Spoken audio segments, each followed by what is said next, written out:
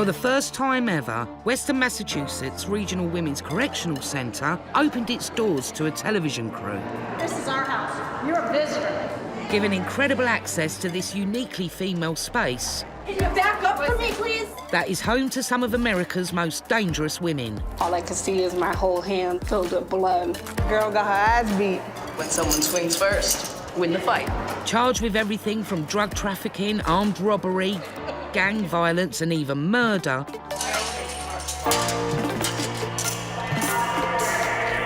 Our cameras captured every shocking and sometimes surprising moment of life behind bars. Get out of here. But jail life can be explosive, and every day can be a battle to stay safe. Do you feel like you're going to harm yourself?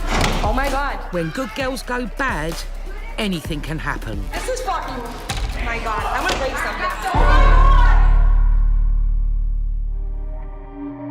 something. It's a busy day at Western Massachusetts Regional Women's Correctional Center. The jail can hold around 350 women at one time. The inmates are categorised by those awaiting trial, wearing orange and housed in Pod 3, and those who've been sentenced. They wear green and are imprisoned in Pod 2. So the orange pods, the women that are wearing orange, they are classified as pre-trial inmates. Now, they are not found guilty yet. They are just being charged with a crime. The women that are in the green, they are sentenced. All right, welcome to 3A. Thank you. All right. Hopefully you guys can obey by the rules, okay? We will. Quiet. In Pod 3A, a new intake of women awaiting trial have arrived, which always causes tension as the women settle in and jockey for position. Can you back up for me, please? Can you back up for me, please? Ooh, you're looking a little feisty today. You got that? You got that? It's the ones that are just coming in that always stir up the drama, that they're not comfortable, they don't got their daily routine yet, so they're fucking up everybody else's routine. That's when all the drama gets created. 24-year-old Corrie Howe has been in WCC for over 2 months. Because of the new intake of women, she is moving into a new cell, which she'll be sharing with her friend Crystal. This is my new roommate, Crystal. This is my filing cabinet under here. Personal letters I'm writing, jail mail. Oh, I got lots of that. Yeah, well, we get these things called pen pals. We usually meet guys on the paddy wagon when we're going to court, give them our information, we start writing. And some of them continue to write after we get out, some of us just want to pass time. Most of these are from my boyfriend. I send him a lot of letters and pictures. Sex letters. As one of the jail's more familiar faces, she's learned many of the life hacks that make a sentence more tolerable. All right, tampon making. With a shitty pad. There's 2 different kinds of pads in this place. These ones are the shitty ones and they're harder to make, but open it, you gotta peel off this wonderful top layer. If you're a female, you know how much using pads sucks, so you become creative. Especially in jail. You gotta comb out this extra fluff. And then the inside of the tampon. Depending on how thick you want it, it's how much fluff you use. Roll it up nice and tight. Put it all together. Fold this little flap down.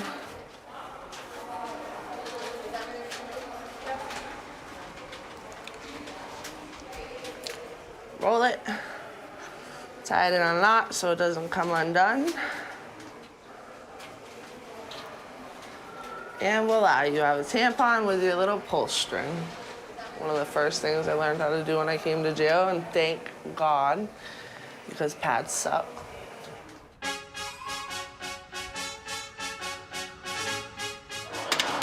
Yeah? Is she here? New inmates need to work out the pecking order, and Victoria Diaz, aka Baby D, thinks she's a force to be reckoned with.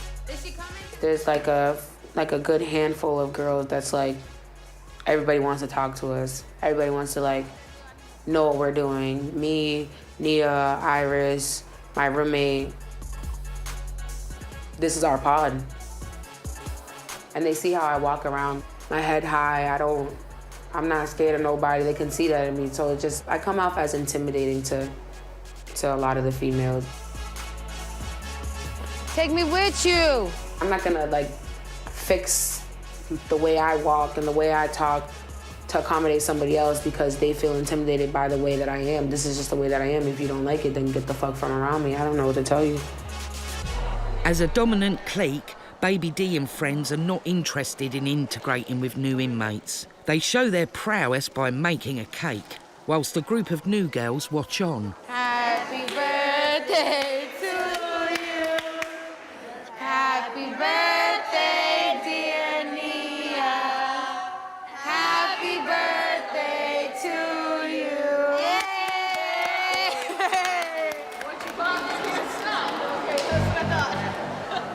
The fuck is wrong with these bitches? I swear to God, if one of these new bitches stare at me one more time, I'm gonna fucking sock them in their face. Cause it's like I got a dick on my forehead. Like, what the fuck y'all want? Like, everyone's staring at me like, what the fuck y'all want? Oh my goodness. I'm very stubborn. I'm very loud, outspoken.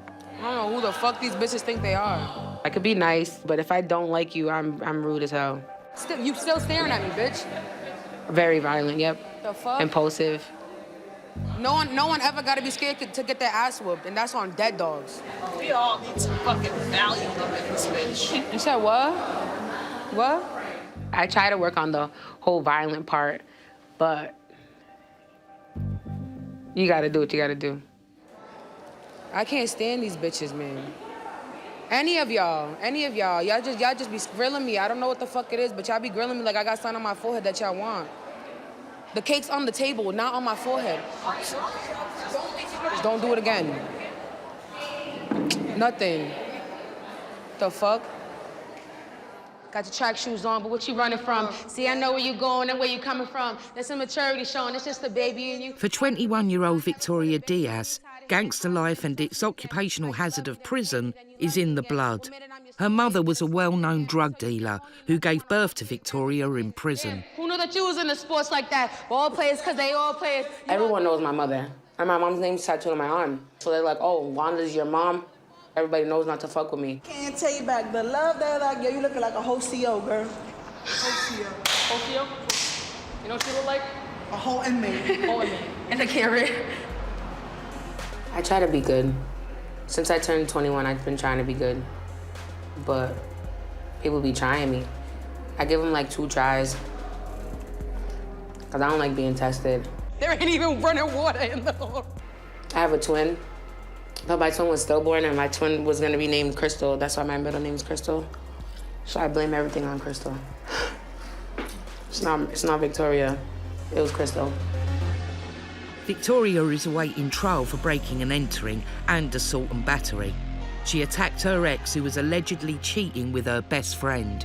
There was a door that was cracked open, so I just walked inside the house, closed the door, locked it, snatched him out of bed, did whatever I did, and then I ran to the living room, beat her up. But that was my best friend for 12 years, so she knows better. She knows what we used to do to other females that did things like that, so she thought she was gonna get like a golden ticket or something, and I wasn't gonna do it to her. She already knows how I get down. I have her name tattooed on my back too. That's what's fucked up. I'll fuck that bitch up anytime I see her, because she deserves it. Despite the tension, one of the new inmates tries to build bridges. I know you ain't. No, why we got beef though? We don't.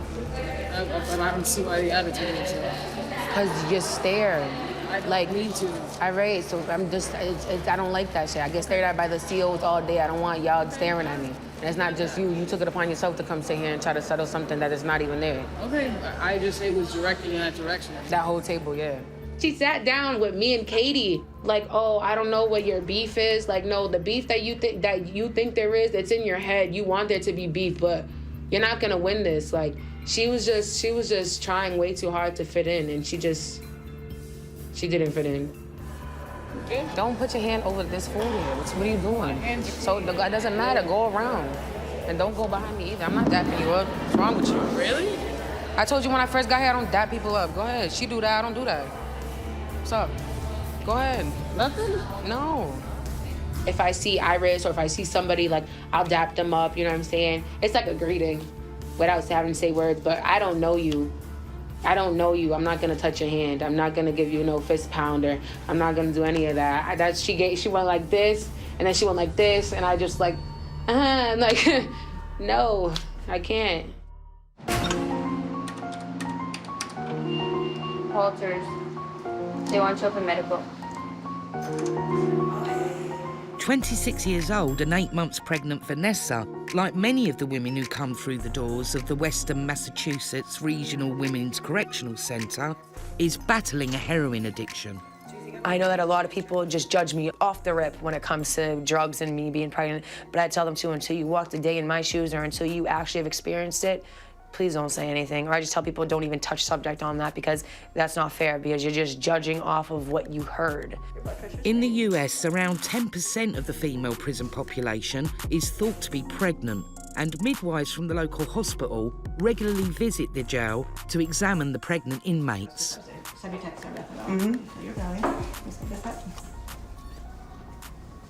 Does that hurt? Or just Yeah, that like really hurt really bad. I don't know why that hurt so bad. here? No, up here when you were just right here. I don't know why. Ow, shit, ow, excuse my language, that hurts way too much. She's growing fine.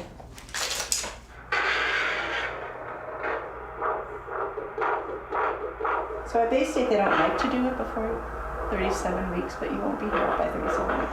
Well, it'll be close.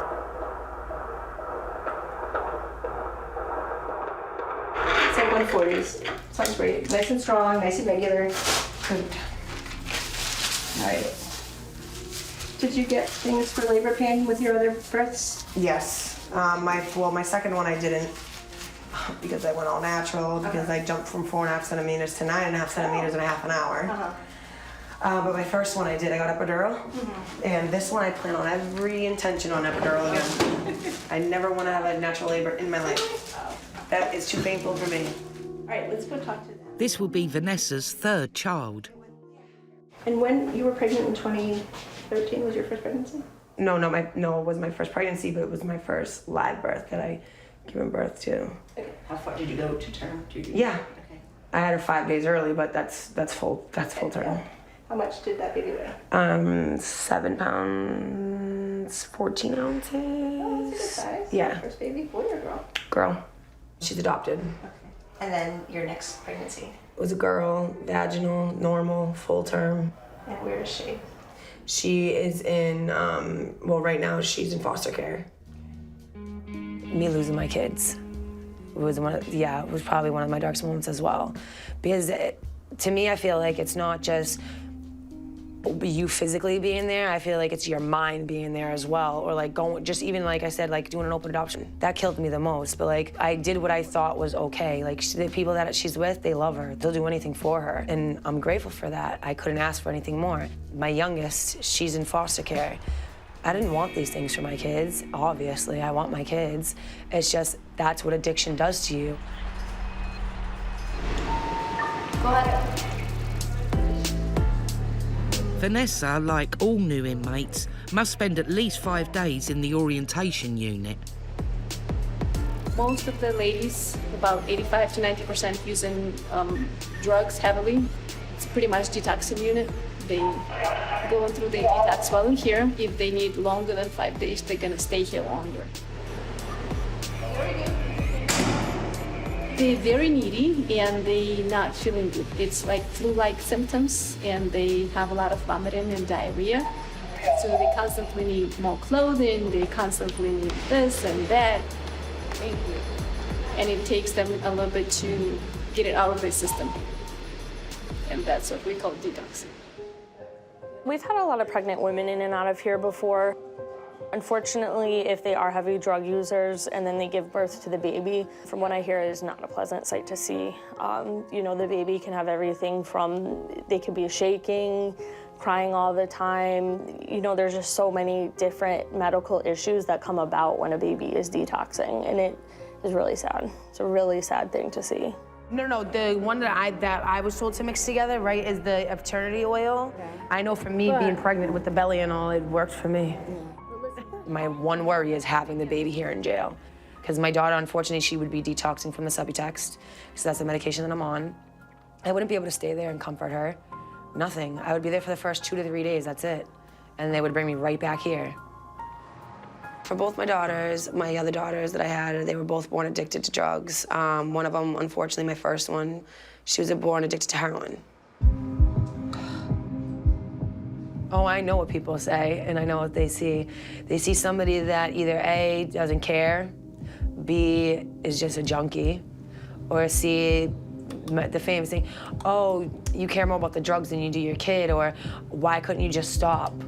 Why is it that your kids couldn't make you stop? It has nothing to do with that. It has everything to do with the hold that addiction has on you. I feel like this time, if I have my kid in jail, I know I'll lose the baby. I know I would. And I just feel like all bets would be off and I just wouldn't care no more. An odd... Angelina Morales. Vanessa's being moved out of orientation and into a pre-trial pod where she will await her day in court.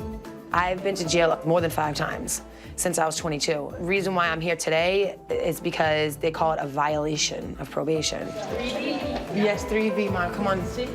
Me and my 2 best friends, we ended up getting arrested together pretty much because pretty much my ID was used for stolen stuff. Bye, ladies. God bless and good luck. Hi, Auntie. Huh? Dude, I have to tell you so much shit.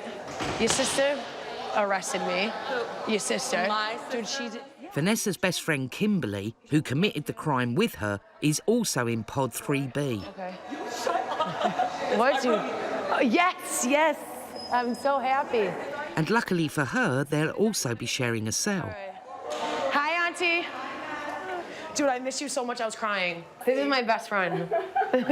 I'm so glad I'm in your room with you. I knew it too because they were moving everybody and I'm like, yo, the pregnancy match is already in here. And then I was like, she's gonna come in here. I was like, I know it. One of my biggest hopes for right now, for the instant future, would be to get into this program and have the baby and my mom be there. I definitely want to stay clean.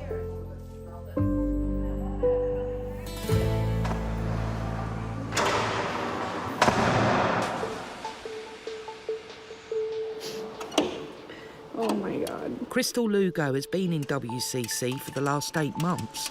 She's charged with kidnapping, assault and batteries with dangerous weapons, and assault and intimidating a witness. Authorities today calling the scenario an organized torture chamber. An unidentified teenager from New Jersey taped to a chair in the basement of a home in Massachusetts. News 12 New Jersey's Eric Landskroner has the story. Once inside, Crystal Lugo and the others organized a deliberate, organized torture chamber for the victim. Unfortunately for her, the nature of her alleged crimes has been discovered by prison hard girl Baby D, who knew the alleged victim. I couldn't be on the same unit with her, so either I was gonna beat her up or make her PC herself.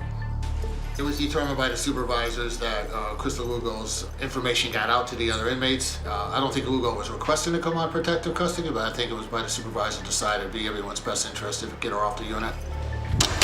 Why am I shot? Crystal's been placed in segregation under protective custody and in the care of Counsellor Peach. My name is Richard Peach. I'm a correctional counselor. I've been doing that for the last 3 years. My office is right in the middle of segregation or the special management unit. The idea was to have a counselor or a caseworker in the unit at all times, so if any inmates were having a hard time dealing with being a 1B, being locked up 23 hours a day, they would have a caseworker or a counselor who could see them. Baby D claims Crystal's victim was her gang sister. It's not my real little sister, not my blood little sister, but I was taking care of that little girl. She's like my little sister. We was living together for a really long time. Her and her boyfriend and her brother put my little sister in a dog cage, cut all her hair off, burn her with cigarettes. Crystal beat her in the legs with a crowbar so she couldn't move. Like, I was so surprised, like that was her, like, because she got way fatter than what she looked like, so I didn't recognize her. We didn't know at first Victoria Diaz knew the victim as well as she did, so we weren't prepared for it, and we weren't expecting this. So when this happened with Diaz, when she was talking to a lieutenant and then freaking out, it's the first time we knew about it, that Diaz was actually either friends with or related to the victim for that. If we would have known that beforehand, they probably would have been separated. A machete was held at the victim's neck at the direction of Crystal, and Crystal told the victim that if she lied or continued to lie, they would hold the machete closer to her neck. Police in Massachusetts say it was a few days after Christmas when they received a call from a juvenile being tortured in the basement of a home. When they arrived, they say they found a 16-year-old sitting on the edge of a mattress, crying and scared. She told police that about 8 people, 4 of them in court Wednesday, stood around her as she was tied to a chair, burned with a cigarette, and her head was shaved. All of it retaliation for what she told officers was a home invasion that they believe she had set up. See, the problem here is nobody really knows the truth, you know what I mean? There was no cage, so they tried to get my brother with rape, but it was not him. And when the victim seen that he was being charged with it, she called the detective and told the detective that that wasn't the case. My brother had nothing to do with it. The gang is the one who did the home invasion on us, but I don't know if Diaz has anything to do with it. I be telling them, if you guys want me to handle things the way I handled things last year, I would drag an inmate and bring her in my room just to fight her. I would drag you into the closest room. Any room that's the closest to where we're at, that's just how it's gonna be.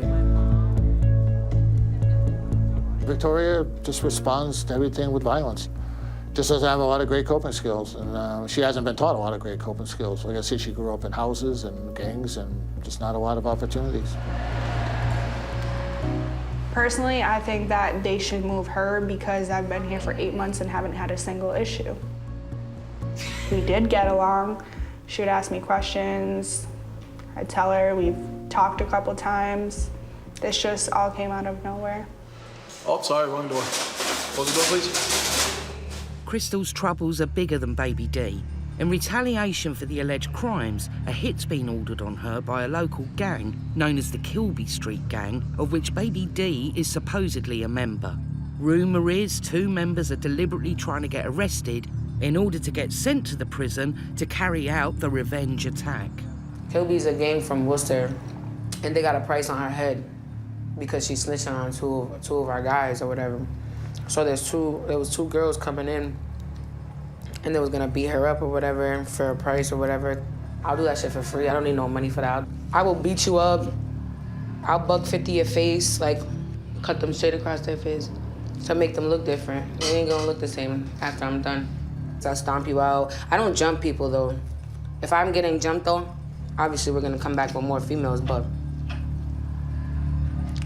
you know, regular stuff. They're not gonna put Crystal back in here. She's scared for her life. Until the jail can figure out if the threat is real and Diaz is telling the truth, Crystal's life could depend on her remaining in segregation. Marker 14.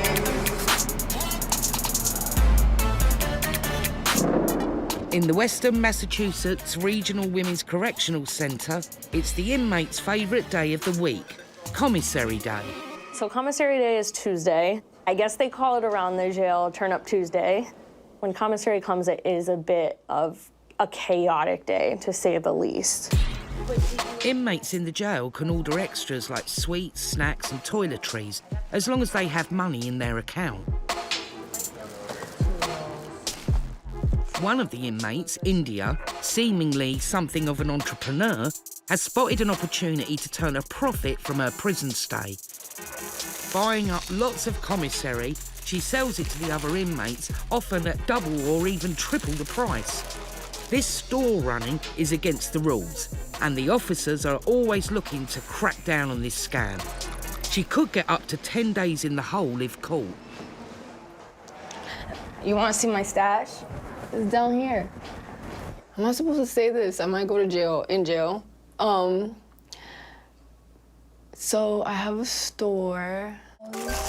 Store runners like India often take advantage of new inmates who don't yet have money in their accounts. They can put their purchase on a slate, but the interest rates mirror those of a loan shark. This is my stash. I could get in trouble, obviously, if they see all this food. When new women come in the pod, they will act like they're trying to help them. And they'll say, listen, I'll give you a soup because I know you're detoxing, you're not feeling well, but you have to give me 2 or 3 in return. Then you're kind of in debt with the other inmates in the pod, and they say, you know, then we could have many issues such as if you don't pay this back, then you're gonna get jumped or something of that sort. When people come, they're like detoxing off like dope or like whatever, or they've been smoking crack for weeks and weeks and they haven't ate. So when they come, like all that comes back and they're like so hungry and stuff, but they crave sweet stuff. So I just buy a whole bunch of sweet shit.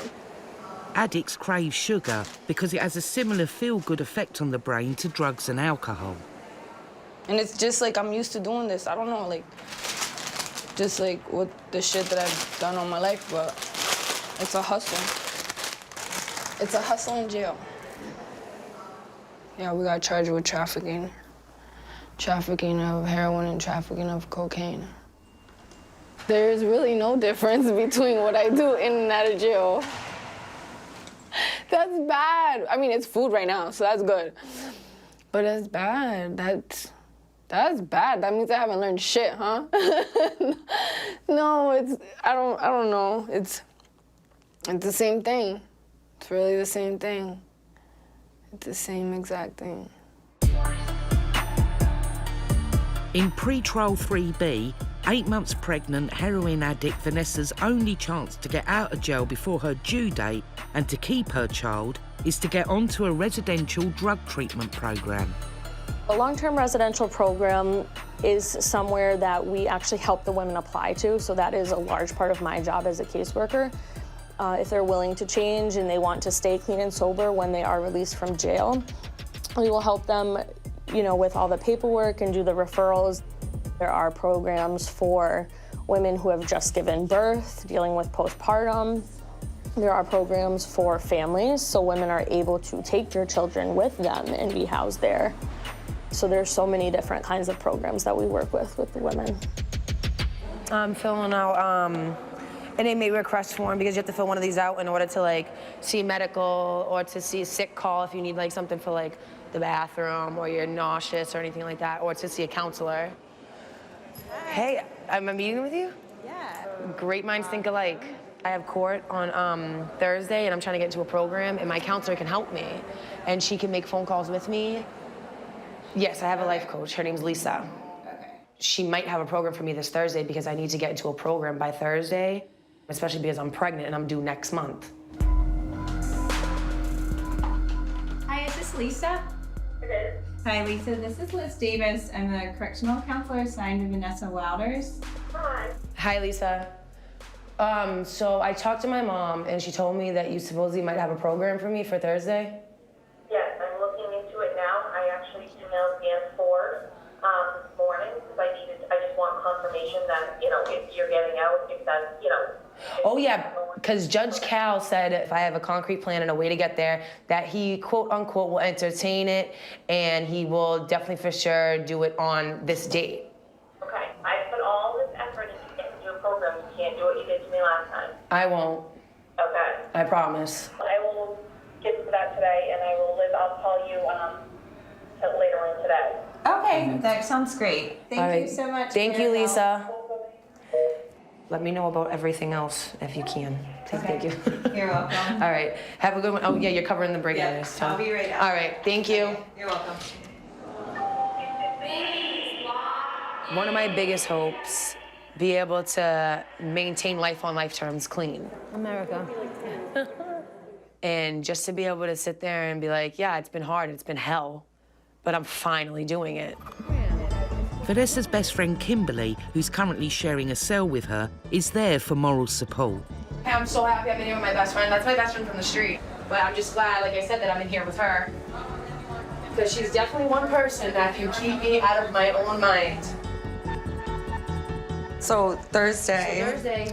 Well, I don't know. You should be getting out. You say. She should be getting out, and I should be going to a program. That's how that cookie's gonna crumble on Thursday. Vanessa is having positive thoughts about it. Every time she says something's gonna happen, it usually does. And she thinks everybody's gonna go home. So hopefully that happens. Hopefully you won't see me.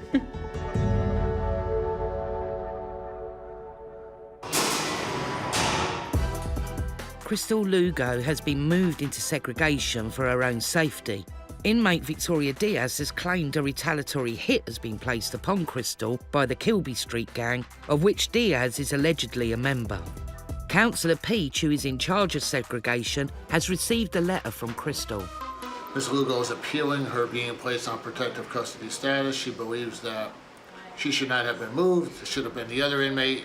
Since Diaz has been in 3A, there has been a few altercations between her and other inmates that she has started. I've been incarcerated for 8 months and remained in 3A the entire time with no issues and people knowing my case. While being in 3A, I've made a few great friends and companionships that I wish to continue. I understand that my protection and safety is important, but this is very unfair. Please take into consideration what I have said above and notice that I'm not the problem. I would greatly appreciate it if I moved back to 3A. Thank you in advance. Lugo's still saying she has no idea how her information got out, but obviously she gave it to somebody. That's why inmates are always told not to share anything that's going on with their cases, because information gets out like this, it continually becomes a problem and kind of leaves us in a tough spot. Before the officers can make a decision about Crystal, they have to investigate if the gang threat is true. Leading this investigation is Lieutenant Sherrard. After I met with Victoria Diaz, I went and looked up the information on the computer. It appears to me that she was repeating to me verbatim what was on the news report. I'm having some people look into reviewing phone calls to see maybe she made a call to someone. Hello. Hi, Mommy. Hi, baby. How you doing? The officers are listening to a recording of Victoria Diaz's phone calls to see if any information was given on Crystal and if her Kilby Street gang mates are coming in. Those are mandatory. Kilby is known for drug dealing and sex trafficking, and they have money, and it could be possible that they could get that done. So, just gotta be aware of these Kilby members, and if they're coming in, and keep a close eye on them and identify them. We look for tattoos, information from informants and law enforcement. Help us out a lot in identifying these inmates.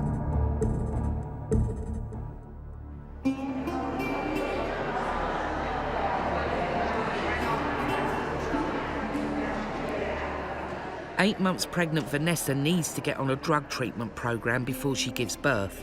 If she doesn't, she'll lose custody of her baby. She's desperate to speak to her mother to find out if there's been any progress. I'm gonna kill my mom. Yeah, she didn't answer. That's upsetting. I have court tomorrow. How is it that my mom's not answering me? And people know how I get before court because it's anxiety-filled, A. B, I'm nervous, and C, this is important to me and my kid. It's a program. It's not like it's just oh, hey, an IOP, or oh, hey, a methadone clinic or a Suboxone clinic. No, this is where I'm gonna be living. This is where I have to start my life again. And it's not fair. When I'm doing all this, it scares me because it's bringing up my stress level, and I always go early in my pregnancy. So if I have this baby here, that will kill me, that will crush me. And I don't think, and it sucks to say this like this, but I don't think I'd be able to stay clean. Because I wouldn't be able to be in jail, have a baby, lose a baby, be on medication, and then detox from my medication, and then do jail time and want to be mentally stable and stay clean. That's not gonna happen for me. I don't have the devices and the people and the services that I would need in place for that to happen. So I'm hoping and praying. Lieutenant Sherrard and her officers have been giving evidence on Crystal Lugo's investigation. Today, the senior staff members are meeting to discuss it and look at her appeal. And Crystal Lugo? Victoria Diaz came up to me stating that she just found out that Crystal Lugo was the person that, in the case for the teenage girl that was placed in the cage, and she claimed that the teenage victim was her sister. She also stated to me that There's supposed to be 2 or 3 Kilby Street gang women coming into the facility to take care of her. So I had Mascara do some phone reviews for me. Diaz said, yeah, I just found out about it just now. But she didn't make any comments about causing any harm or making any threats to her. The Kilby Street Gang is now become a bigger issue for us because we all know that they are much more violent than most of the gang involvement that other women have. The threats against Lugo seem to be real. With the jail worried about the Kilby Street Gang coming in and carrying out a hit on Crystal, putting her back with the other inmates could see her life under threat. It's early morning at Western Massachusetts Regional Women's Correctional Center, and court day is finally here for Vanessa. Can you lift 1 foot at a time, please? Thank you, yellow. Great, and he's gonna scan you in. You can have a seat number 3. She needs the judge to release her to a drug rehabilitation program. I know if I have this child in jail, DCF will take the baby. And I know I'll have to lose another kid. And the pain of losing a child, I think it's one of the worser things ever that you can ever go through. I feel like it's literally a piece of you that gets ripped. And no one knows what that feels like until they actually go through it. I can grab these? Yep. Okay. I just don't want to have to keep doing this. I don't want to live my life like this. Because this is not fun. Checking in and out, getting body scans, strip search just to go to a court date. It's not fun. And then just place 1 foot at a time and bring it down. Good. That shit's overrated. I hate this part. I feel like this is the most embarrassing part about it all. Belly, shackles. You don't even have shackles. No, I can't get them down here, but You can't. up here.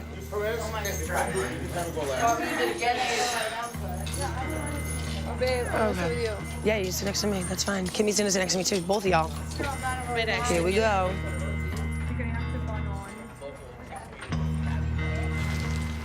Vanessa's future and that of her baby is now in the hands of the judge.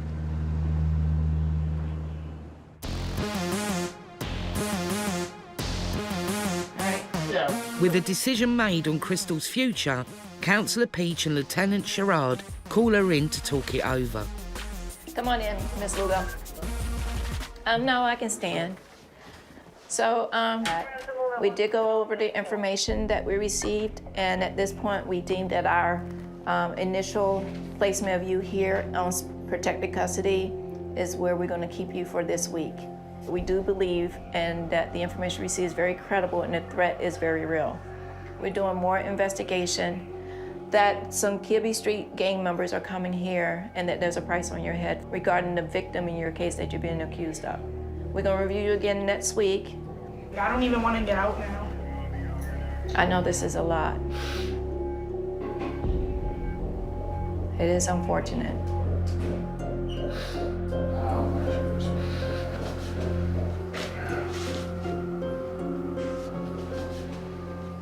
Is Diaz the one who told you this? I can't discuss the investigation. There's more than one person that I'm investigating behind this. And I want to be fair to you as much as I can, but I really need to protect you first and foremost. Insane. It is. It is, and I know it feels like punishment. Okay, so. For the foreseeable future, Crystal will remain in segregation. What happens next is for the prison staff to decide. Is she safe in WCC, or are the threats to her life real? Inmate India is ready to call in her debts. It's payday. I pull out my little list, and I see everybody that owes me money. 24? That's $24? Yeah. I expect you to know that once you get your commissary, you have to pay me back. I hate to have to harass you for it, but if I have to, I will, or I'll send somebody to go tell them, like, yo, Indy says she wants her shit. This cheese is $1. So I'll be like, all right, I want $2, or I want 2 of them, so I get 3. Like, if they put money on my books, I give it to them for double. If they don't give it to me in my books, then I'll give it to them for triple. I want double of it. Sometimes they're like, oh, that's a lot. Well, I don't really care. It's like, do you want it or not? And everybody knows either you wrap it in a shirt, put it in a trash can, and we just switch off trash cans all day. Oh, I already got my stuff. Those are the days that are kind of like iffy too, because I don't want to put out too much like alarm towards the officers, because they'll see like, oh, what's all this movement going towards your room, or they see all the trash cans.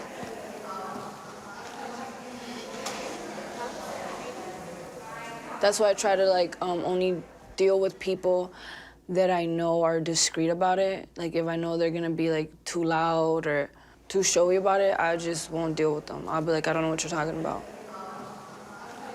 To be honest, a lot of the things that we catch in this facility is due to, I guess, what the inmates call snitches. We have confidential informants, that's what we call them as staff. They'll let us know that something's going on, and then we will investigate it further. We can look into their cash transactions. So if they've had people from the outside deposit money onto their books that you know deposits money on someone else's books as well, we're able to catch them that way. Or simply just observing them in the pod, trading the items, or going to a store and coming away from the room with a bunch of items in their hand. Although the correctional officers are aware India has a store, they don't have enough information to investigate her.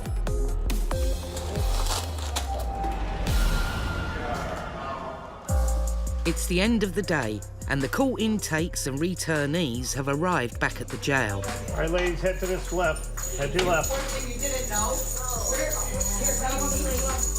I got a bed. I have a program, and I'm going to a bed, but I can't go to the 30th because the piece of paper of proof, even though my lawyer and the COs that were downstairs should have been enough proof, of my transportation, right? It was transportation or some shit. Right. The piece of paper wasn't there pretty much for proof, some bullshit.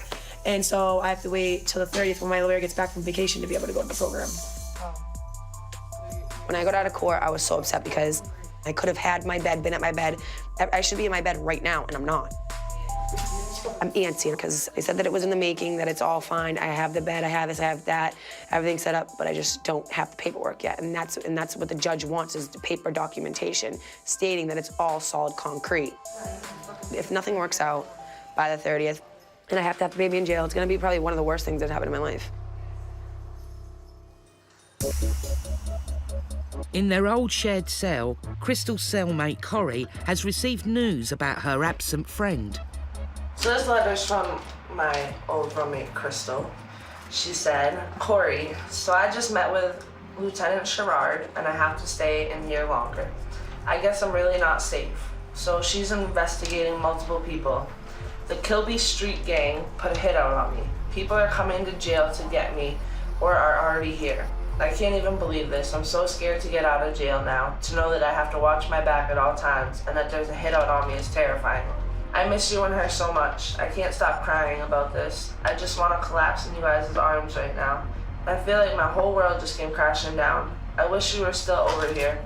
I feel so many emotions. Me and you had the best times in our cell. What the fuck? I just want to scream. Well, I'm gonna lay down and listen to music. I'll be waiting for your reply. Love you, always, Crystal. There's consequences for your actions, and she just has serious consequences. Future for Crystal, I'm not sure. I'm not too sure. It's just as a matter of who gets there first.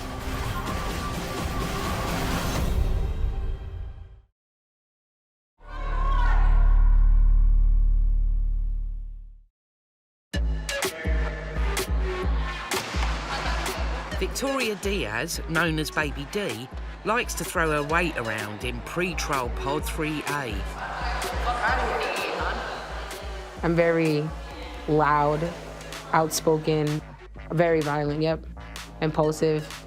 There's reports of Victoria, Miss Diaz, doing some bullying, kind of pushing her weight around in the unit, which is typical for Victoria. If I don't like you, I'm rude as hell.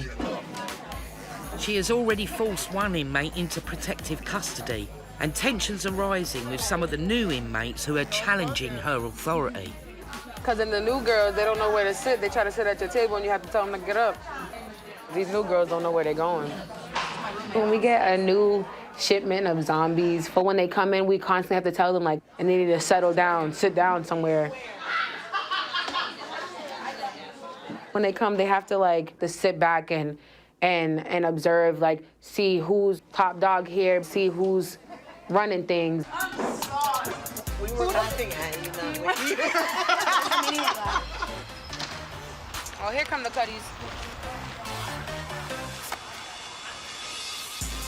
One of the new girls, Megan, really gets on Baby D's nerves. I can't with that girl. I knew right off rip that I didn't like her, and then I, fell back a little bit, tried to give her a chance, and I knew the second time I really don't like this girl, like, trying to prove herself way too hard, and you don't need to do that. Like, it's either you are or you aren't, and she just isn't. She was just being extra, real extra. She was making a fool of herself.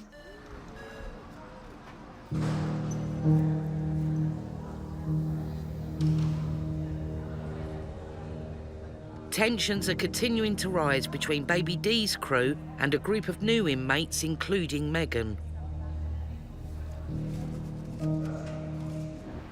This is actually the second time I've been here. Last time I was here, I was only here for like a day and a half. Baby D doesn't like Megan, who she calls Cherry Face. I really don't like this girl. Like, she's just too much. Megan was roomed in a cell with Tiny, who is part of Baby D's crew. So then they put Tiny in the room, knowing damn well Tiny's a part of that. I don't know why administration would even do that. If you know no, this is what they know, because when they was at the desk, they were telling them to break up the cliques. They were like, you need to mix these rooms up and break up the cliques, or we're gonna have to start moving people. This strategy didn't end well. Tiny and Megan had a fight at night in their cell. Megan was sleeping, like she was sleeping in bed. Like she told me probably an hour before this happened that she was going to sleep. She literally pulled her out by her hair and Tiny got her ass beat for it. She was sleeping. I'm like, girl, I'm yelling at the door. I'm like, are you all right? She's like, yeah, I was sleeping. Megan and Tiny were put in segregation for the fight. I'm in segregation because some people don't respect their elders.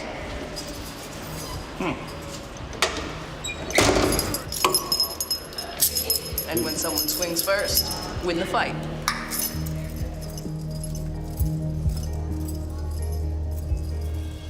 I was really mad about the fight with Tiny, about Cherry Face fighting Tiny. I was really upset about it, cause if I could get out my door, and if the other COs wasn't already in there, I probably would have jumped in the fight and beat up Cherry Face, but whatever. The next morning, Baby D is still simmering. I was still angry about it, but I wasn't really, being vocal about it. I was just, I was talking to everybody at my table. Miss Diaz was at morning breakfast with the rest of the unit, and we had another white inmate had a verbal confrontation with Miss Diaz in the dining hall while they were eating the breakfast. She was bragging about it, like, oh, she beat that girl up, blah, blah, blah. Like, that's not cute. The girl started cussing, and I was ignoring her at first, and some other girl at my table was arguing with her. The younger white girl ended up throwing a milk carton, or a loaded milk carton, at Miss Diaz.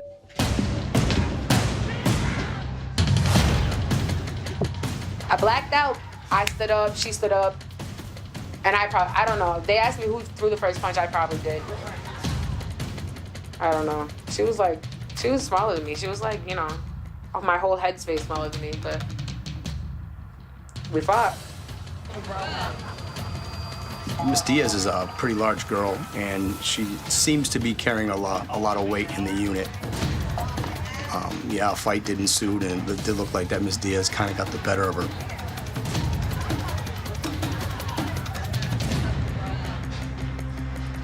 Girl got her ass beat.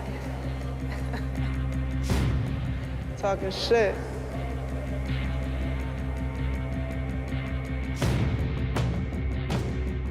It doesn't really make much difference. The girl saved face, and maybe Miss Diaz lost a little bit of face at the point because she didn't have somebody else protecting her or somebody else doing her dirty work for her. She had to do it herself. So they have other people do their dirty work. And as you can see, She takes her down. The officer did a great job getting involved right away before anybody got hurt. Takes the aggressor to the ground. Miss Diaz goes right to the ground when ordered to by the officer. You can't really see, but she's on the other side of this table with her hands, she's on her belly with her hands behind her back, waiting to be handcuffed. But she threw her milk at me. Like, we was just exchanging words and shit, and she threw her milk at me. So I got up, she got up, and we started fighting. And she ain't getting out one hit in, bitch. So from 3A, Tiny, Megan, Baby D and her attacker Rachel are all in segregation. I knew that was gonna happen. You don't get into a fight and then go back to your unit. Like, I'm the one that decided to stand up and hit the girl, so I'll pay the price for it. Alrighty, thank you, Miss Diaz.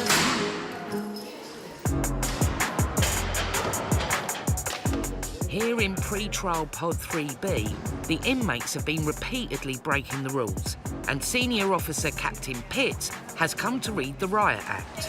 They say lock in, you lock in. My job isn't here to counsel you.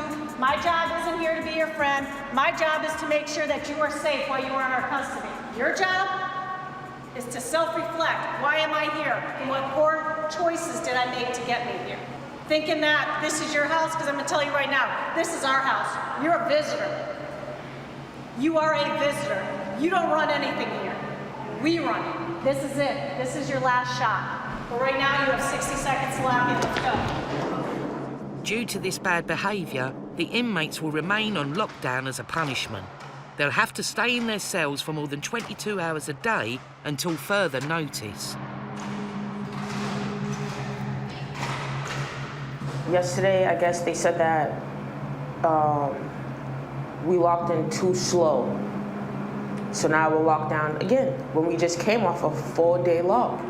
It's just bullshit. I've never been to a jail in my life that locks us down over like petty shit. 24-year-old armed robber Franklin was transferred here a week ago from Wyatt Federal Prison in Rhode Island. The armed robbery I committed, I had a knife. I went to like a chiropractor and it was a lady there and I pulled out the knife, wasn't nowhere close to her. Told her, give me everything. If you say anything, like, you know, I'll stab you or whatever. She ran out like behind me and she's like, God's gonna get you for this. You're not gonna get away. 20 minutes later, the police was behind me. I'm transgender. I've made that decision since I was about 20 years old. One reason why I rarely identify as transgender is because I feel like I'm a male trapped in a female's body. As the only trans man in 3B, Franklin gets a lot of attention. So because Mr. Franklin is more masculine in the pod, it kind of causes a flock of the other women to see what he's all about, what his situation is, and they're just basically trying to get attention from him for the most part, so. Causes a little bit of boundary issues with the other women. I've had plenty jail romances, actually. And some of them turned out bad, some of them turned out good. Franklin was transferred here after he was caught in another woman's cell, which is a violation of PREA, the Prison Rape Elimination Act.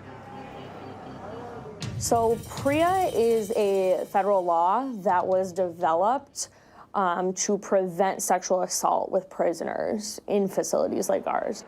They reviewed the cameras showed that I was in the room. I told them, all right, we was talking. It's a good friend of mine. So a PREA incident could be anything from being investigated if 2 women are in a cell and they're not supposed to be housed in that cell. Everything I was doing, other inmates were doing. But you know what? They was so focused on me because I was the only boy, girl, whatever you want to call it, that was there. The attention was always drawn on Franklin. PREA is a federal law, but this doesn't stop the inmates from having relationships. PREA is protection, what's PREA stand for?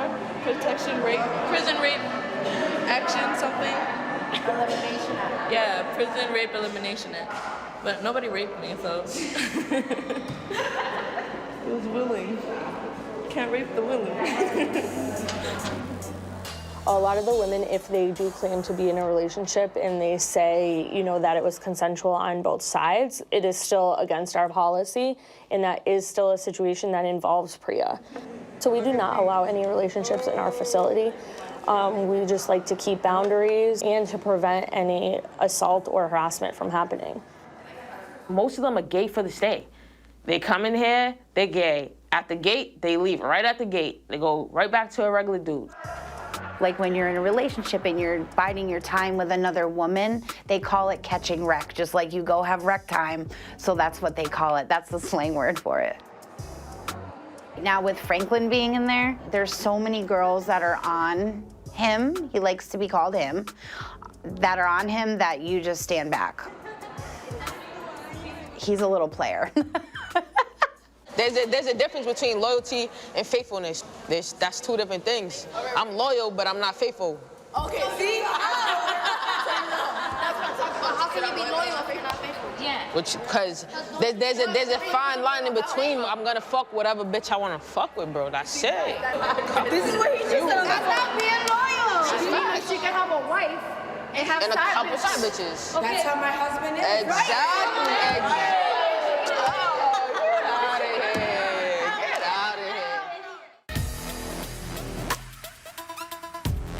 Relationships between the inmates are banned in the jail, but it seems you can't make laws about love. Being in jail is definitely like a frickin' school soap opera drama thing.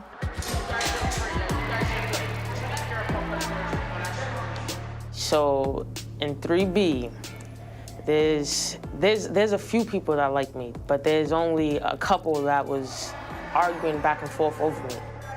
When Franklin first got into the pod, he was attracted to Jackie. Yo, Jackie. Baraka. And then her attitude is stink. She has a bad attitude. She always looks mad. She's just throwing shade at other people that Franklin is interested in. So I was getting to know Jackie, and you know, we was vibing with each other, everything was good, but like certain ways that she has too, like we used to always clash heads because like she's jealous, she doesn't like me talking to certain people, and it's like, you're not gonna tell me what I'm not gonna do. I'm gonna have to call this quits with this girl. She being easy right now. Huh? Yo, you know like possessive people? Like I don't like that shit. Jackie, like, she gets mad about everything.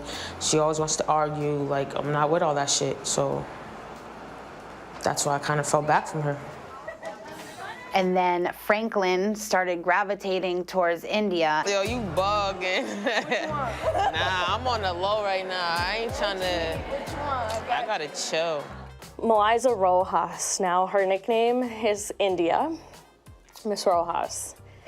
It's hard to even find the words to explain her, to be honest with you. Everybody calls me India because they say I look like Pocahontas. She is quite the entertainer in the pod, to say the least. She likes to usually always be done up. Her hair is usually done. She won't come out of her room until it is done.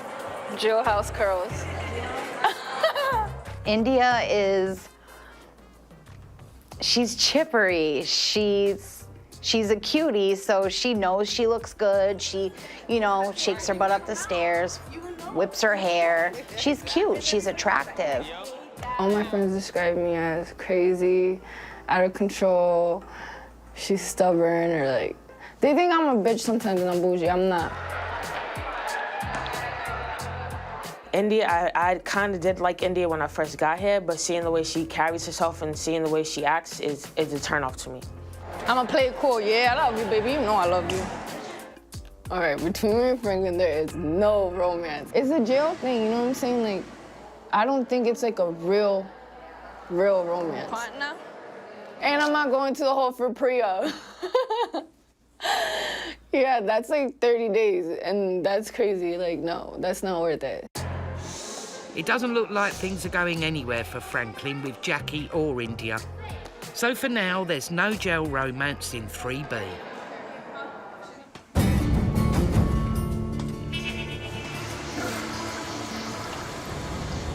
Heroin addict Vanessa is 8 months pregnant. She was devastated not to be able to go onto a drug treatment program after her most recent court appearance. Right now, I'm just waiting for a letter from the program and also documentation of my transportation because that supposedly has been set up. Everything's been set up, but it hasn't been documentedly set up. So I'm just waiting for these last little things, and I'm so anxious and I'm scared because I want them to come through. She knows that if she has to have her baby in jail, she's likely to lose custody. She's already had to give up her other 2 children to foster care and adoption. Computers. Can you come to the officer station?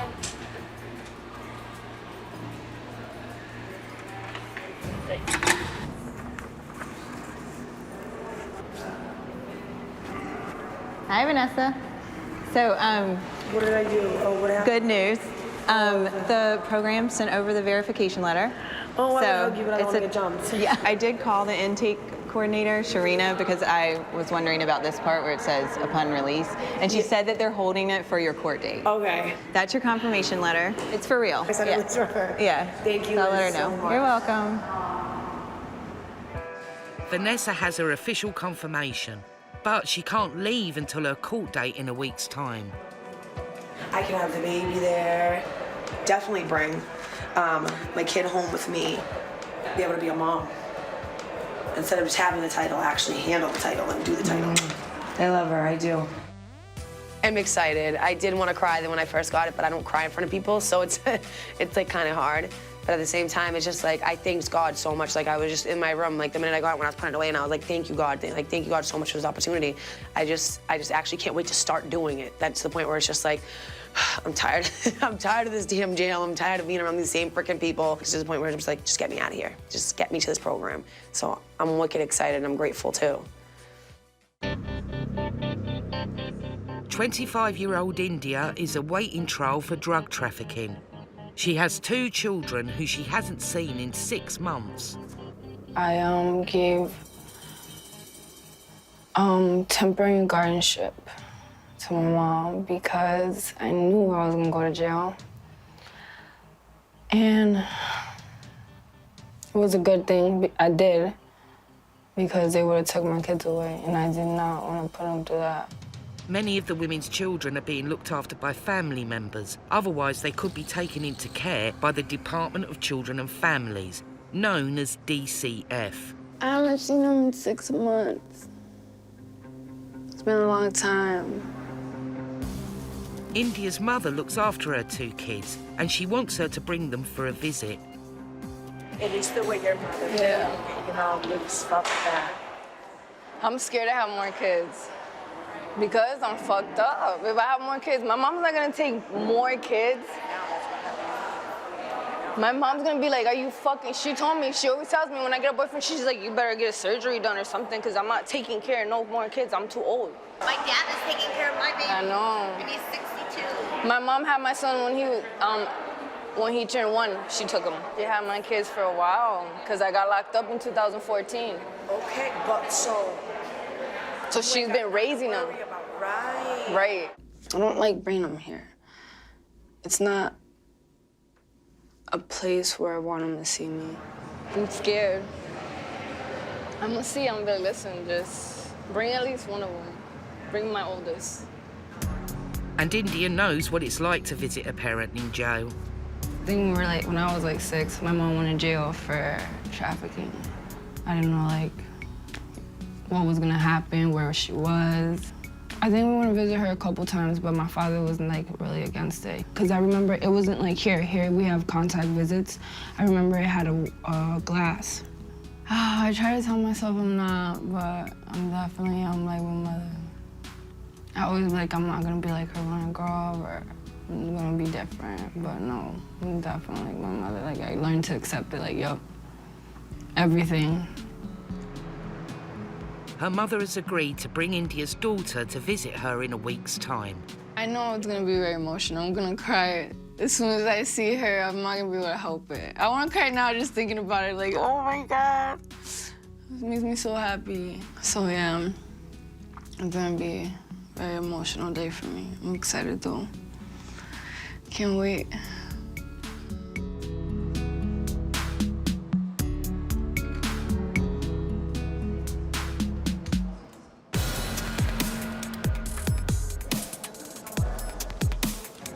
As a recent arrival, Franklin has to attend transitions, an introductory class into all the educational programs at the jail. It's also the only place where pre-trial in orange and sentenced in green get to mix. Where do you want me to sit up? First time I saw Leslie was the first day I went to transition, and I was in the back of the class. So Leslie turned around and was like, yeah, Franklin, come sit right here. And it's like, damn, I'm like, wow. Good morning. Good morning. This is Transitions. Welcome to Transitions. Transition is a mandatory class. We was doing like a sheet in our workbook, and then she slid it to me to copy. And after that, like, we didn't say anything.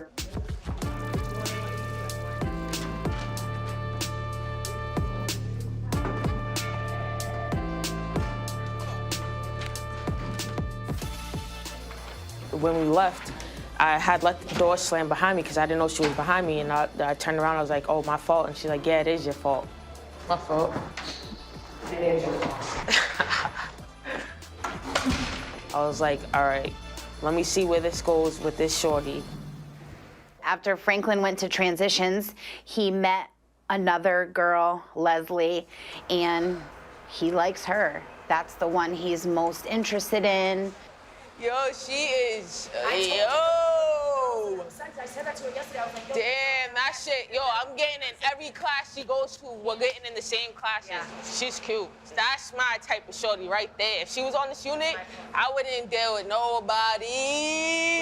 I wouldn't even sit close to nobody. Yo, she is the definition of it. That, oh my God, thank you, Jesus. We're going back later, girl. Can't wait.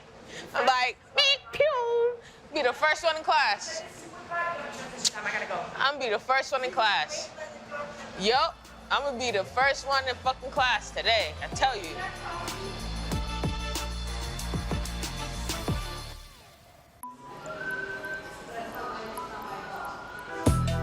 In segregation, Officer Zaluki is investigating Baby D for her role in the fight at breakfast.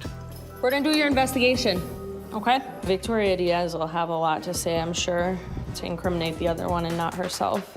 Alrighty, we're gonna go to Donna's office, okay? I mean, Diaz, she knows we have footage of it. I'm sure she's already come up with a reason as to why she partook in the physical altercation. Right, have a seat over in that corner. Anxious to see what her reasoning is. I scan your ID. This is just your signature saying that you're here. Went to breakfast. Her and some other girl at my table was arguing or whatever, like exchanging words, and she started cussing at me. We started like arguing back and forth. She turned around, threw her milk. I stood up, she stood up, and we started fighting.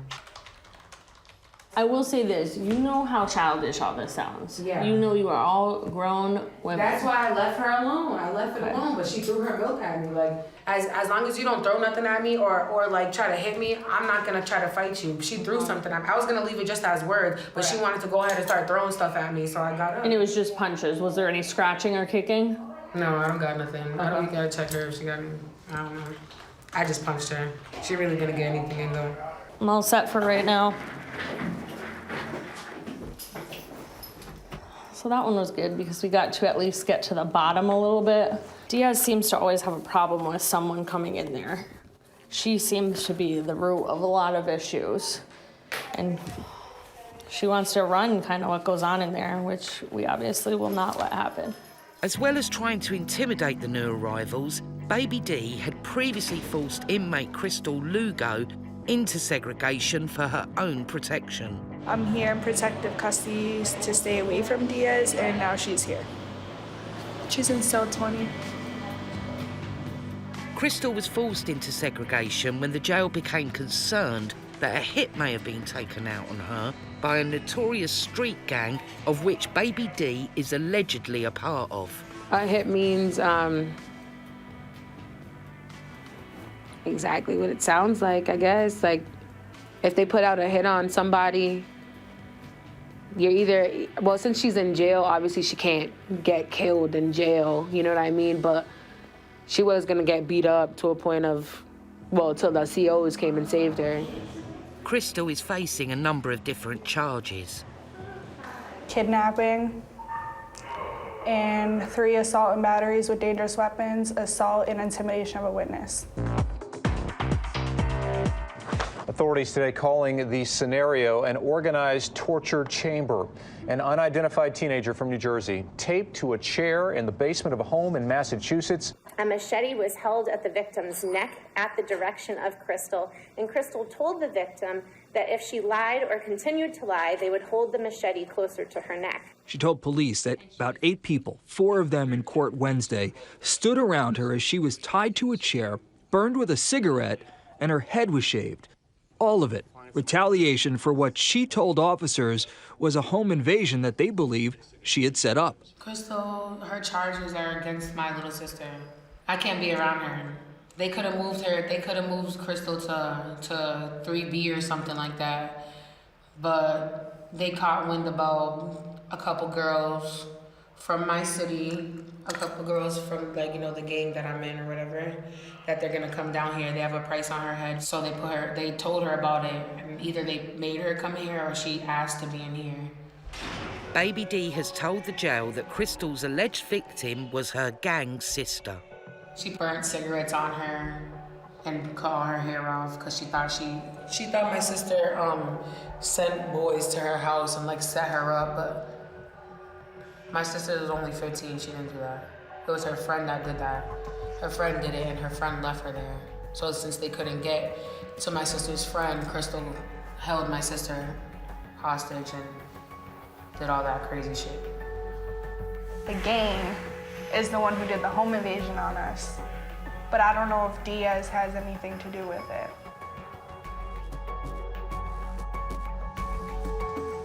Crystal, do you want to talk to me? Crystal asked for a meeting with Councillor Peach to see if she can safely be moved back to Pod 3A now that Baby D is also in segregation. What are you doing today? I'm okay. All right. Did you see who's upstairs? I did, yes, I did. So you wonder how that's going to play out for you? Now she's here, so wouldn't it make more sense to move me back to 3A? It does sound reasonable, but yeah, I don't know. I don't know how that's going to play out. It was made such a big deal when they wanted to move me. And if we can get you back to 3A, you go to 3A, and then Miss Diaz will do her time here, and then she'll have to figure out where to go. Thank you. All right, Crystal.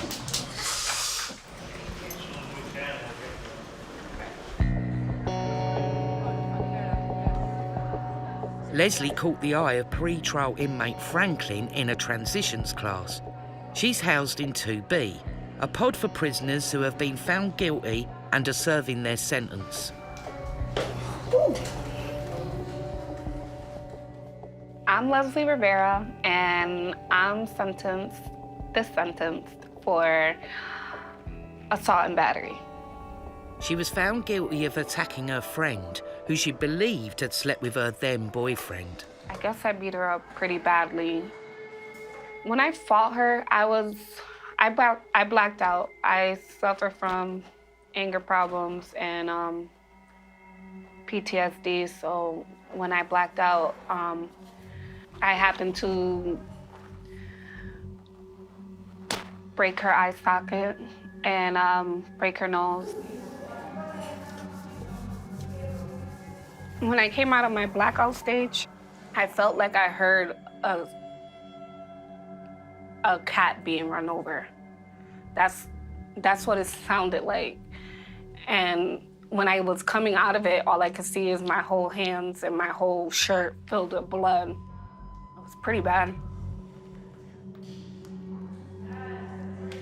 They wanted to sentence me to 2.5 years, and instead I copped out to 6 months with 2 years of probation. Leslie has been in 2B for nearly 3 weeks, but she's yet to find a roommate she gets on with. I personally don't like addicts because my biological mom was an addict, and 90% of this jail is addicts. Leslie's current roommate is an addict. She wants me out, so instead of staying in the room and continuing to argue, I think it's best for me to leave. Let me figure it out. All right. So basically with Rivera, she seems not to get along with other inmates, so what I did was just move her from basically from 22 to 19. There's a lot of stuff that goes into account when I'm doing this tier sheet, which is, you know, enemies, relationships, that's, you know, sexual misconduct stuff. And if they have admitted to trying to commit suicide in the last year, then they have to be in the lower tiers. So I have to look at all of that. So it's constant moving people, probably like 3-4 times a day, just to get everybody with the right roommate. My shit's on the right. I'll take this side. You got that side on the right. To avoid conflict, women get moved around the pod frequently, but Leslie has found it particularly difficult to settle. We got abandoned from my biological mom because she was addicted to crack. And so my whole life, I didn't like anybody that did crack. I didn't like anybody that was a drug addict because I see them as irresponsible people. Shoot, my kid's father, he passed away. He OD'd, 4 bags and a shot of fucking coke. And I'm supposed to be in a room with an addict that shoots coke and dope, and I'm supposed to feel bad or feel sympathy? No, I'm going through my own shit. I dealt with that life. She says, oh, you don't choose to be an addict. You're actually an addict at birth. If that was true, I would be a crackhead. Why? Because my biological mom was a crackhead. She used crack the whole time she was pregnant by me. Am I a crackhead? No, I'm not a crackhead. Do I do crack? No, I don't do crack. Have I ever did crack? No, I don't do crack, and I will never do crack. So, no, we're not all addicts. She's an addict. You made your bed, now go fucking lie in it.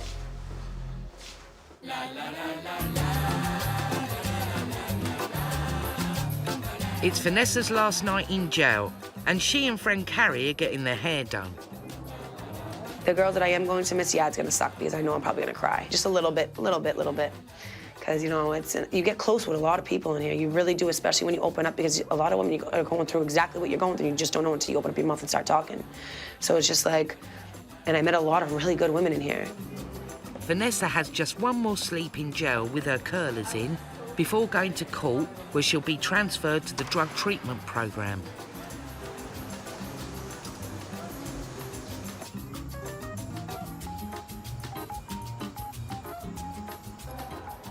Next morning, she's saying her final goodbyes. All right, I love you. Give me a hug. I love you. I love you. Home. And remember, you got a week. A week. Right. Fuck these girls. Fuck this bullshit. You can handle it if I can handle it. I love you too. Make sure you call my mom, okay? I really hope this child changes her life for the better, because she's a great person with a great heart. People look at her and, you know, look down on her because she is a mother and an addict, and you can only change for yourself. You can't want to get clean for anybody but yourself, you know, and she wants it this time. So I really hope she gets her kids back. I hope this, you know, she gets to keep this child, and I hope she just is happy. I want her to be happy. Yeah. Let's do this. Same bus, potty bus? Yep. With it. This is not just for me to get clean. This is like literally a whole brand new start for me. I want it like deep inside me. So I'm like, I just want a different life. Like, I'm so sick and tired of being sick and tired. No, I'm like beyond being sick and tired of being sick and tired. Like, I hate living the way that I was living. And like, I was looking for happiness in all the wrong places. A lot of the times when the women leave jail, they do relapse. I mean, some of them just that day. Unfortunately, the rate of relapse is very high, which in turn, you know, causes a lot of overdoses. Because when they do leave the jail, their tolerance level has decreased because they've been incarcerated. So a lot of them will use the same amount as they were using before being arrested. And that's what a lot of time, unfortunately, causes a lot of overdose. Vanessa is being given another chance. It's now up to her whether she can change her life. Otherwise, her child could be taken away as she could find herself back in jail. 3B is in lockdown, But 25-year-old suspected drug trafficker India is expecting a visit from her mum and daughter. So far, there's no word as to whether they've arrived. Here, tell her I want to speak to her. In regards to what? Using the phone? Yes, I want to know where the fuck my visit is. Ross, thank you. I will find out if your visit's here. I thought because we were locked in that we had no visits, like the whole pod was like on lockdown, deadlock. Because if we're deadlocked, I'm gonna miss my freaking visit. Like, I've been here for 6 months. I haven't seen my kid in 6 months. No, it's only 8:11. She's dealing with her situation now. Visit's in at 9:30, so you should be all right. Still make the phone call, see what's going on. Luckily, Marner was there. She like kind of got me to calm down. And it was pretty cool, you know, like she kind of did go out her way. I really do appreciate that. For her to like ask the white shirt if I could call to see where my visit was. There's a phone in the multi. You can sleep Is there right into the multi. Yeah, is there a out? Can you see if the line is open? Because then we can get out of your way. Come on. All right. Hi, this is Officer Martin at the Women's Jail. Hi, this is the officer here. I have a call from Eliza. Yes, are you accepting the call? Okay, hold on 1 second, please, and just speak English for me, please. Okay, thank you. Hold on 1 second. Hello? Okay. Hello? Hello? Where are you? Let me go in. They didn't let you go in? They didn't let me go in because I said I was wearing joggers. No, I don't have a joggers. Joggers. How do people with leggings in there? And they let them in, but they let me in because I have jogger pants. If they're athletic wear, they won't allow you in, so, you know. Joggers? I know, but she can't wear sweatpants. I haven't seen my kid in 6 months. I know.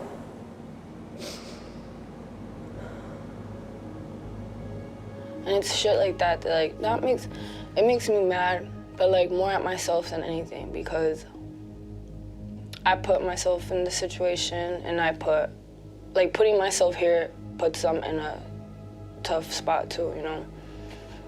Go into your room. This is not gonna be the day to be out, do you hear me? Because if you stay out, you know what's gonna happen. So I couldn't help it, like I broke down because like that's the only thing that could really get to me is my kids. And just to think that, you know, my daughter was so excited, like, so I just feel like, damn, I broke her heart, you know? I want you to be able to express yourself appropriately and then go through your emotions appropriately. I don't want you out here dealing with people, okay? I had so many plans, like I wanted to ask her so many questions and like just see how long her hair was and like her tell me about her new friends and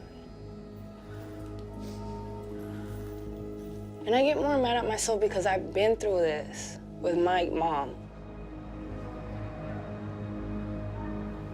I have to break the cycle. I really pray to God my daughter doesn't turn out like that. I don't care if I have to tell her every day, like, you don't want to go through this. I just don't want her to feel the way I feel right now. I feel like a loser, you know, like an asshole.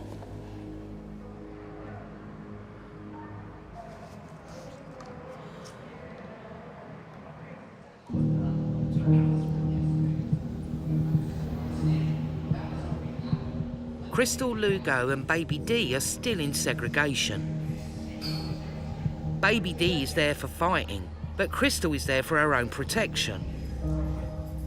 Crystal wants to move back to Pod 3A now that her enemy, Baby D, is in seg.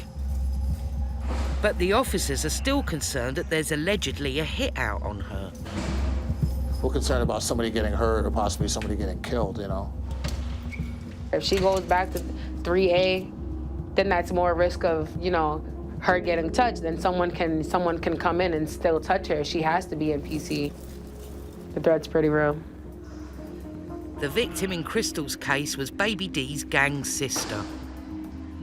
She's disgusting. She's a disgusting person. As a matter of who gets her first. It was decided today, and I believe it came from administration, it probably came from the superintendent, Patty, to transfer Crystal out of the facility.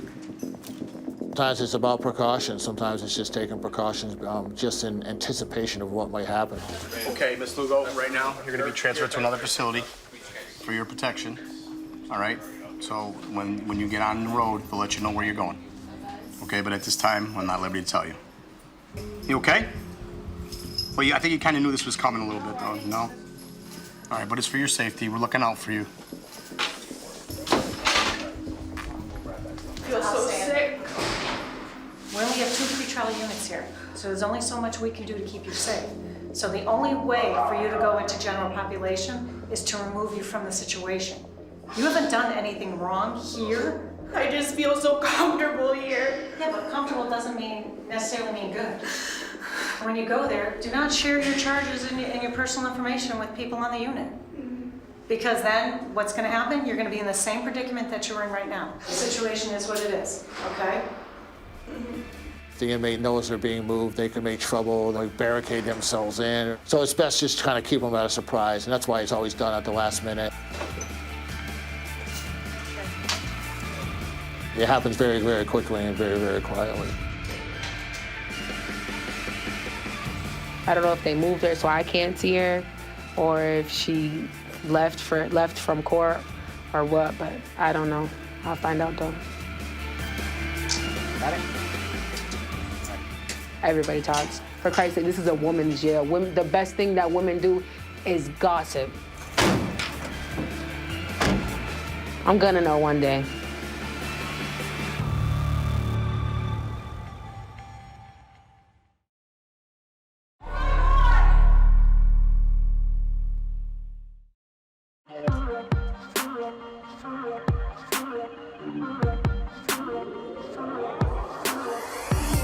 Despite constant surveillance and supervision, the officers of Western Massachusetts Regional Women's Correctional Center aren't always aware when someone breaks the rules. Sometimes they have to rely on informants. Hi, Boo-Boo. My best friend is here. I'm good. There are rumours an inmate is running a store in the unit and someone has snitched to the guards, even if they didn't mean to. You heard about what happened over here? Oh, yeah, I heard.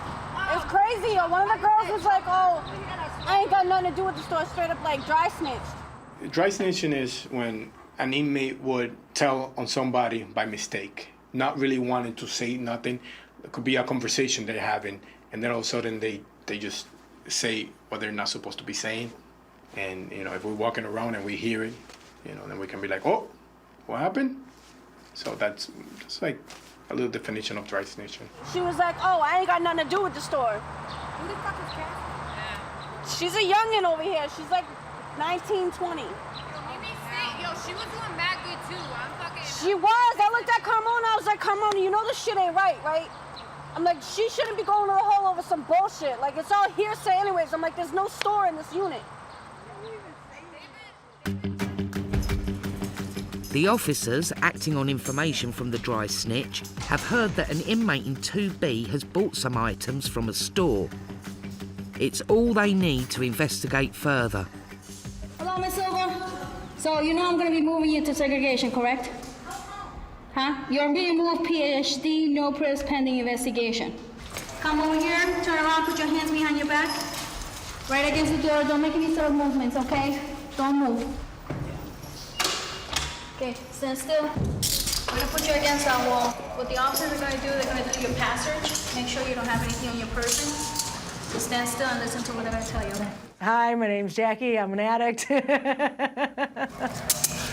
I am 48 years old, and I have been in and out of this jail probably 6 times. You know, my criminal behavior started at a late age. The case that I got sentenced on, I was charged with shoplifting, 3rd offense, which they could have given me up to 6 months for, but they gave me 30 days. I'm a hustler. I'm a booster. You know, going in Home Depot, walking out with half the store. That's what boosting is. It was the thrill of the chase. You know, every day you had to do something different to come up with the money you need to make to feed your addiction. And my addiction was huge. You know, like most people, you know, 2 or 3 bags a day. I was doing 2 or 3 bundles a day, which is 30 bags. Heroin. Good heroin. So how long does this investigation take? Well, 72 hours, so I can do your investigation. I put $20 on someone's account for $10 worth of stuff. Not even food or coffee, just hygiene products. It can happen where if I sell you a Snickers bar, then you owe me 2 or 3 of them next commissary day. Or, okay, I'm gonna give you, you know, body lotion. I'm gonna give you hair product. And then, you know, they're like $10 worth, but you gotta put in my account. You gotta have somebody put in my account, you know, $20, $30. She does know all the rules. She does. Even though she questions them, even though she questions every single rule, she's been here and she knows what, you know, what we do on a daily basis. Everybody plays the game. What I did, I wasn't hurting anybody.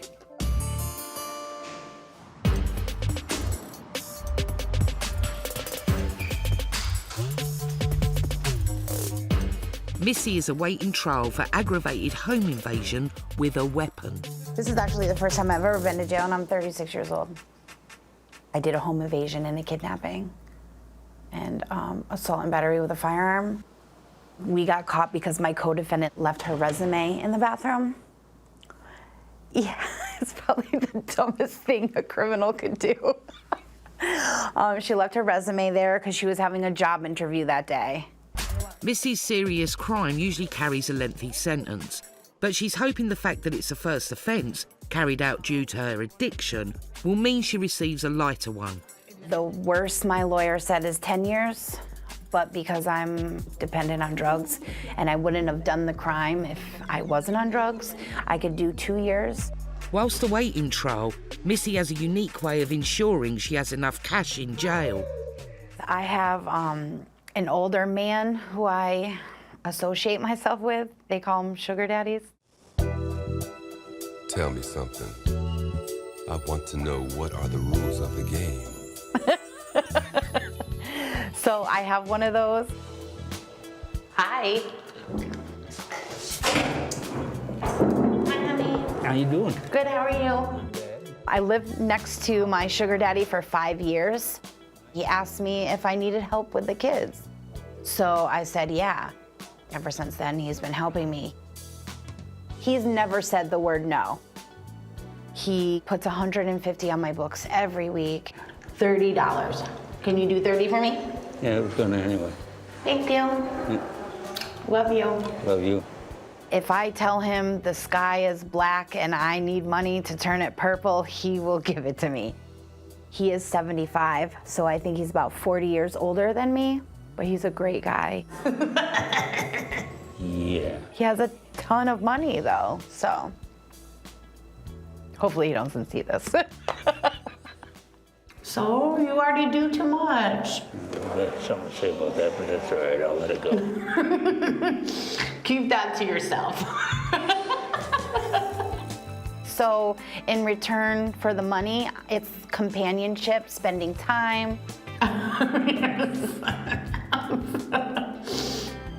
You're funny. He wants to walk around with eye candy on his arm, so it works. I'm one of the lucky ones, though. Usually you have to do sexual favors. Not me. Yes. Oh, boy. That's like doing it with my grandfather. That's not good. We kiss. That we do. That's not bad. He might do some things to me, but we don't have sex. And I don't have to do anything to him. It is kind of weird having him do things, sexual favors to me, but it's not for me, it's really for him.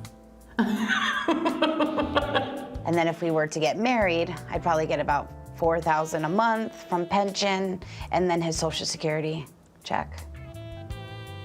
So that works. Yeah. I want one of those. You told me you didn't like boats. Yes, I do. When I said I wanted to buy a boat, you said I don't like boats. I didn't say that. Yes, you did. You get seasick at first, but I like them. I don't get seasick, but I can make you get seasick. I tell him I love him. I do love him. If anything were to happen to him, I'd be super sad. But I also think that I'd be set for the rest of my life, so. Love you. Bye, baby.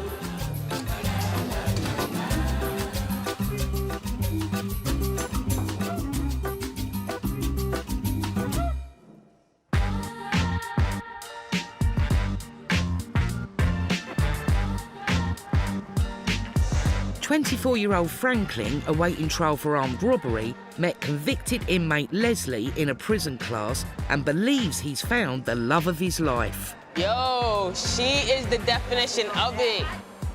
Oh my God, thank you, Jesus. I'm like, beep, pew, be the first one in class.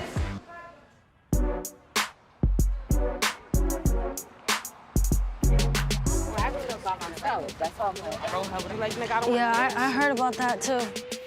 Franklin catches up with his best friend Cash, who's been held in segregation for fighting. Locked up for more than 22 hours a day, he's missed all the drama in Franklin's love life. All right, so clue me in. Yo, so this Leslie. Oh my God. This is the one in what, 2B? Yes, 2B, yo. She's in my fucking, Transitions. Oh my God. Is she the tall white one? Nah, she's Spanish, yo. Oh, she's curly ass hair. He has gained a lot of attention, and I am definitely happy that he came, because before that it was focused on me, and I think that's how the fight had happened.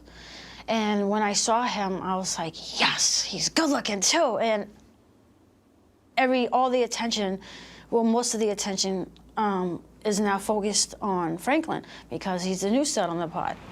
Yo, she's bad, bro. I don't give a fuck. She's the best looking bitch in here by far, bro.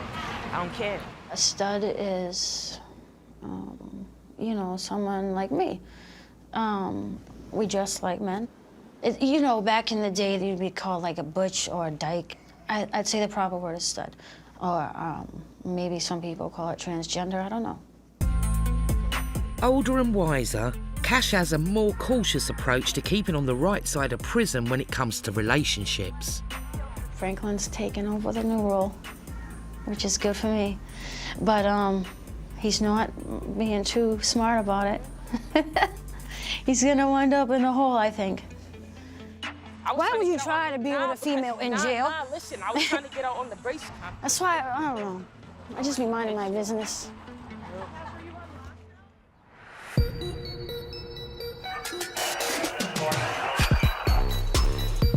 In segregation, correctional caseworker Carmona is investigating Jackie for allegedly attempting to buy products from an illegal prison store.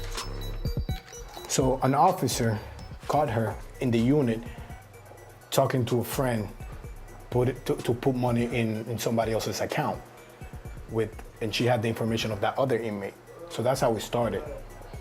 If she's found guilty, she's gonna serve time here. Ready? Where are we going? To the office. Right down the hall, right? Right here. Let's go. Pop, 7.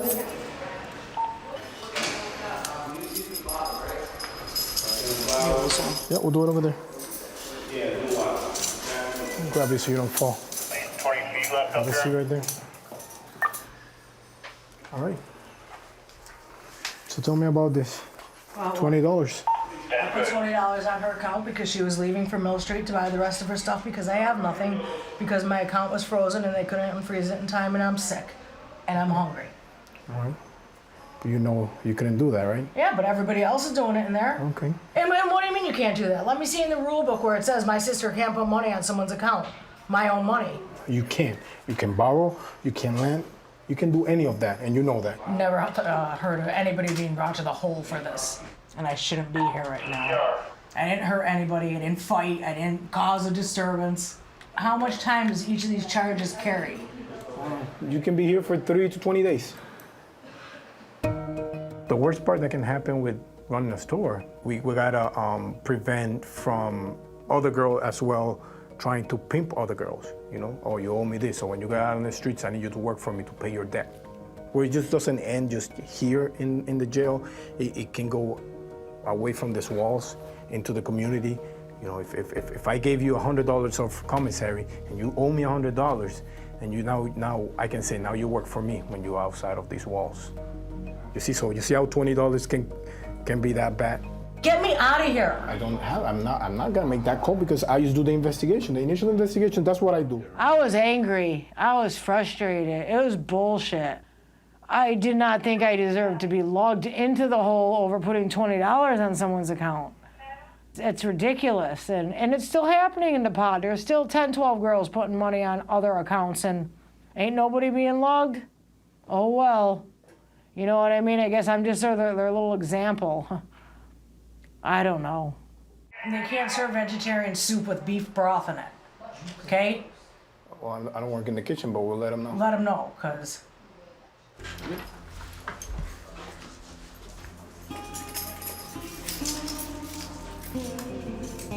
Jackie will now have to wait for her disciplinary board, or D board, to find out how long she has to spend in segregation, where she could be locked up for up to 23 hours a day.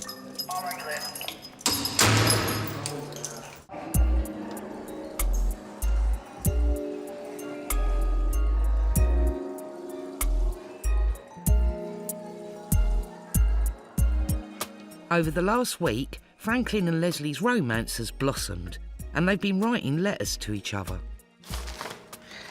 These are all the letters Franklin wrote to me. The person I'm crazy over is you. Trust me, you don't have nothing to worry about. I promise you, baby. It sounds like you've been through rough times with the people you dealt with. But baby, I promise you better though. If there's a question of my heart, you got it. Hey babe, it's like almost 9 o'clock and I'm tired as fuck already, but for some reason I can't take my mind off of you. Like I wrote you about 2 letters already, both 5 pages long, and still seem like I can write to you all night. As they're in separate pods, they can't take their relationship much further. It's only in transitions class that they can act like a couple to any extent, which still carries a risk of a PREA charge. Why are you late? Why are you late? It's definitely frustrating, like not being able to touch her and kiss her like when I want, but I feel like it's only gonna help us, like, and it's gonna build us to grow stronger. They write letters back and forth all the time. Franklin wears a floss loop around his hand to say that he's taken. Sometimes they even risk holding hands under the table. I hold her hand only when certain instructors are on. They ain't gonna catch her, so. To me, like, nothing else matters now but Leslie. Like, I don't see anybody in my view but her. So, like, everybody that try to, like, spit game to me now or, like, try to come on to me is just like, I'm good, like, back off. Like, I got mine, we're good, that's it. I mean, some days it's like, damn, like, I wish I could just give her a hug, like, when she's feeling down and stuff like that, but, like, we sneak it in once in a while. Like, you just gotta know when to do it, you know? That's my wife, that's it, and it is what it is. See you tomorrow.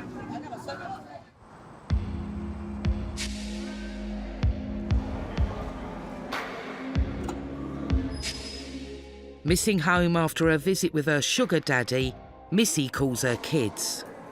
Hi. My 4-year-old has autism, so he can't talk to me.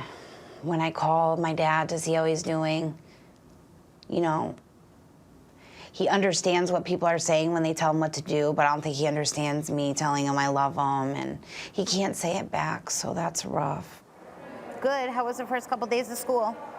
My 15-year-old, he knows what's going on. He's not a dummy. It sucks to be able to tell him that his mom is addicted to drugs and why I needed them because my body depended on them. That was the hardest thing I ever had to do. I hope you're doing okay, baby. I wish I was there to help take care of you. I have a 5-month-old that I can't hold and I never bonded with. My newborn doesn't know who I am. I miss her so much. Missy hopes she'll see her kids sooner rather than later, as her lawyer has led her to believe she might be looking at a short sentence. He told me like maybe last month it would be 2.5, and we're gonna find out when my co-defendant is sentenced. So hopefully I don't get as much time as her. I feel bad. I think about it, I dream about it. I worry about my kids. They have to Google me and see the crime that I did was very horrible. It's one of the worst crimes you can do because people die in home invasions and people are killed. So I'm ashamed, pretty much. Hi, baby. Time is still moving forward while you're at a standstill, and that's the worst part. Your kids are growing up and you're just sitting here, rotting. Bye, honey. Love.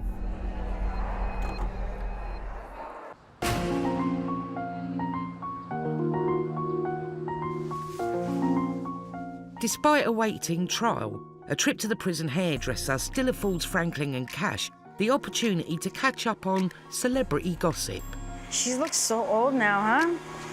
Nicole Kidman? Nicole and Keith. They're together? Yeah, well, it looks like they're, oh, they were married too. They're getting divorced. My real name is Kristen Ekman. My mom calls me Chris, but my friends here call me Cash. I sell drugs, and that's what someone nicknamed me, actually. I thought it was kind of cool, so it stuck. Nice, nice, nice. 38 years old. I was born June 10th, 1980. I'm a Gemini, so. We're really, really nice people until you really piss us off. I started when I was 14, smoking weed, drinking alcohol. When I was 19, I did some ecstasy. I was 21 when I started doing cocaine. 23 when I got into the pills. Every time I couldn't get pills, I would grab heroin. So that's how I started. Thank you. You're welcome.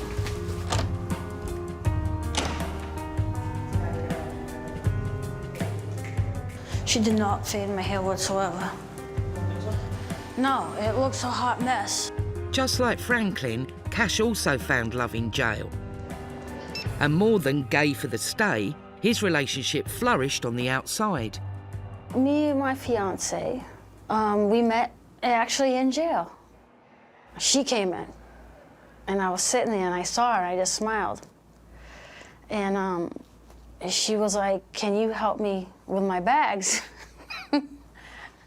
So I just picked up her bags and, walked into her room. And we just started talking from there. And we ended up dating. I knew she was the one, basically from the way I felt. She just made me happy. When I went home, I left first.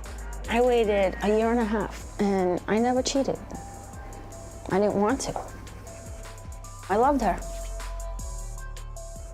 Throughout their 4-year relationship, Cash kept clean and out of jail. But then his fiancée became fatally ill. She went to the hospital for pneumonia. They came over to me and they said, "Listen, we gotta take her to the intensive care unit." And I said, "Okay, well, do whatever you gotta do." And I said, "Can I come?" When I went to go into where she was, they closed the curtain in my face, some woman, and she said, "We need 30 minutes alone with her." Fuck. I yelled through the curtain that I loved her, and she said, "I love you." And that was the last time I heard her voice. I relapsed and I started selling drugs. And it only took 1 year, and now I'm back here. I was doing so good.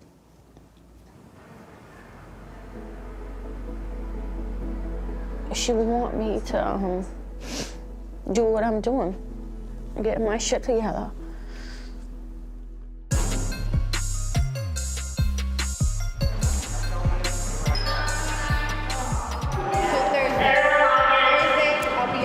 We got it?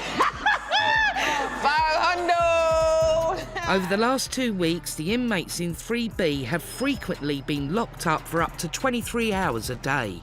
Recently, I've had to lock the women in 3B down a couple times due to their behavior. A lot of them aren't listening to staff directives when they're told to lock in, they're being loud. That means shut the door! Whilst many of the inmates get annoyed by lockdown, I've never been to a jail in my life that locks us down over like petty shit. one prisoner in particular is finding it overwhelming. Don't be banging on the doors.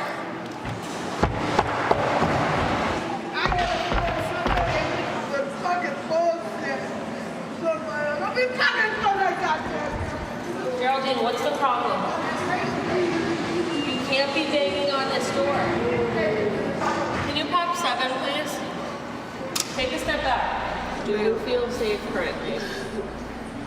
No? Do you feel like you're going to harm yourself? I don't want to harm nothing. You have to answer this question. I don't want to get locked down. I understand that, Geraldine, but there's no, listen, Geraldine, there is no straitjacket, that is for sure. What I'm here right now for is to know if you feel safe or if you feel like you're going to harm yourself. I don't know what I'm going to do. Okay, so I'm going to need you to have a seat in the day room. Go for Lieutenant Garage. 6942, please. I'd rather be safe. Hi, I have a Geraldine Willis. Miss Willis is not contracting for safety. I've asked her all the questions. Do you feel safe? Do you feel like you're going to harm yourself? She's a wreck in tears, just saying that she doesn't know if she'll hurt herself or not. Alrighty. Thank you, bye.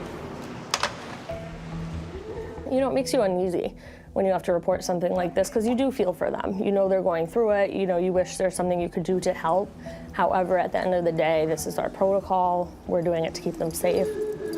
Due to statements that she made, they're usually moved on risk status just for their safety in case, whether they're having a bad day, a bad hour, sometimes it just helps for a timeout away from all the stress that population brings them. It's always a tough situation when something like this happens. Right now, Lieutenant Sherrard is moving Miss Willis to the Special Management Unit. We believe that this is just her inability to deal with the unit being locked. The unit been locked quite frequently the past 2 weeks.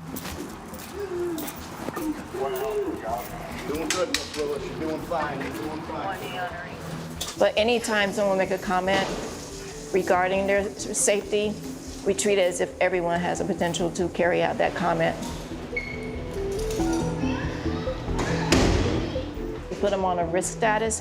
As you can see, we take their clothing, we put them in a safety smock. Turn around, let me see the bottom of your feet. It's a tear-proof, bite-proof smock. Here you go.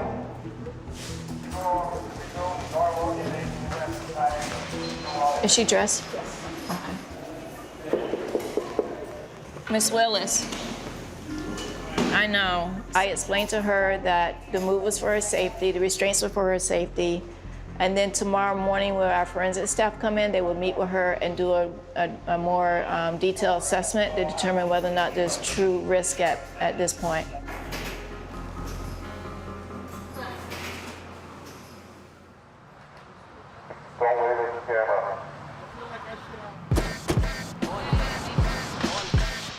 Jackie is also in segregation while she awaits the outcome of an investigation into her alleged breaking of prison rules.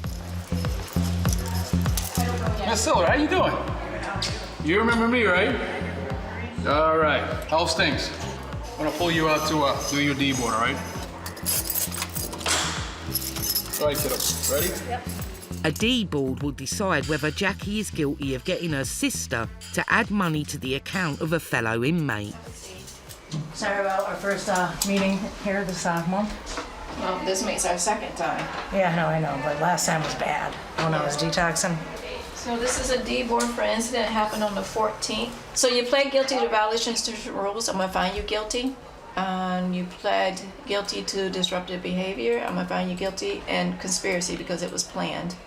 It's a 10 days for violation and 5 days for interfering with staff member duties. That's a lot of days. As long as you participate in the accountability program with Peach, you could qualify for step down. All right? You can appeal my decision at any time. Okay, just fine. I don't think I need to be in here. Yeah. You've been here so many times, you know the rules. Yeah, and I don't come to 1B. You know that. You know what I mean? I don't. This is your second time here. In how long? A week. All right. Found guilty, Jackie must complete 15 days in segregation.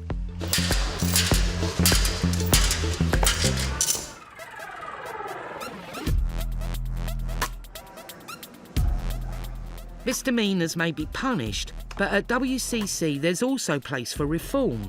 Franklin goes to see his counsellor Liz to discuss what may have led to his criminal behaviour.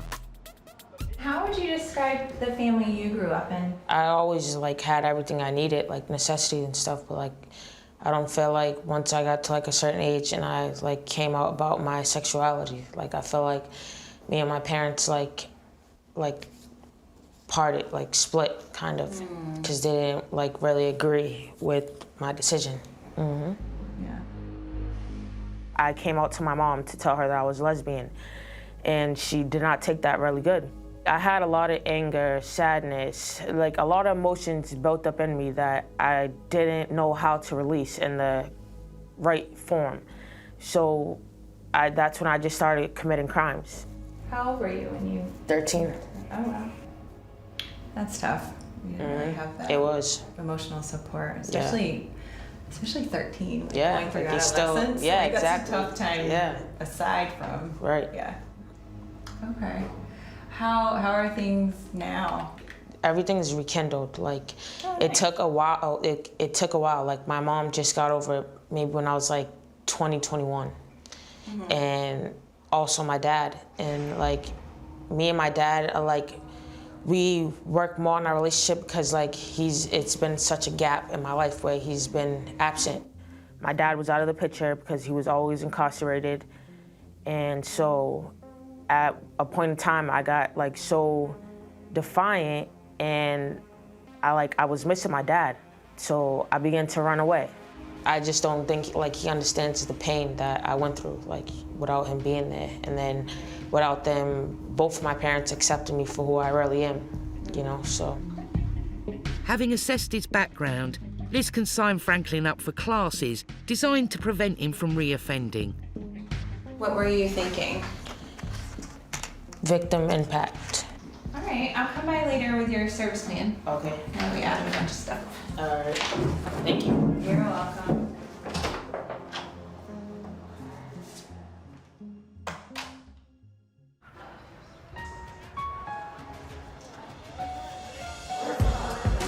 Less positive about the future, Missy is worried about life on the outside.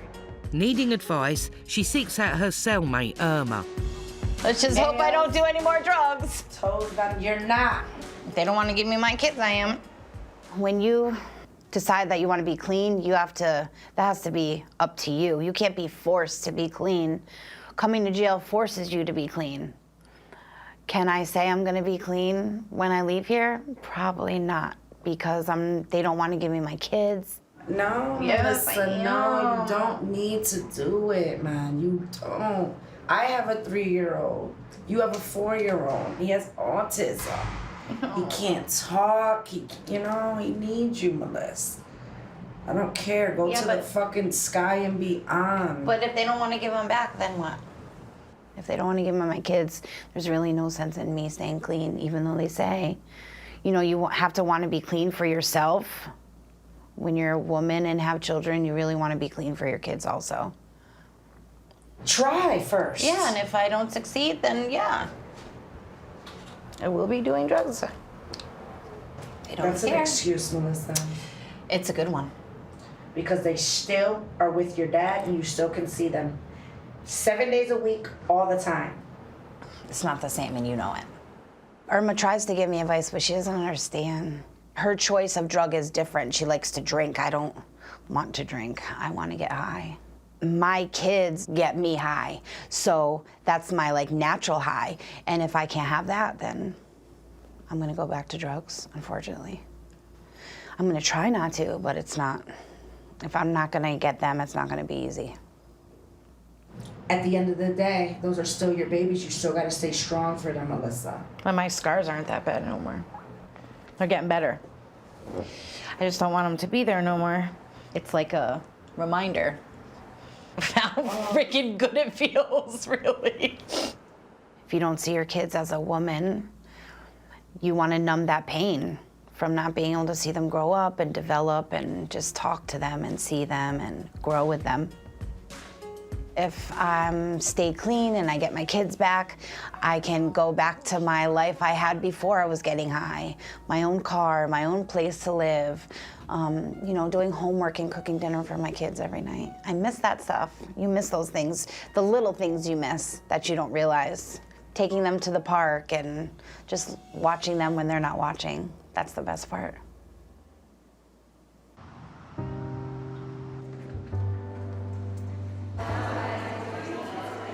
Having struggled with being locked up for extended periods, Geraldine spent 24 hours in the Special Management Unit, where she was assessed by the mental health team.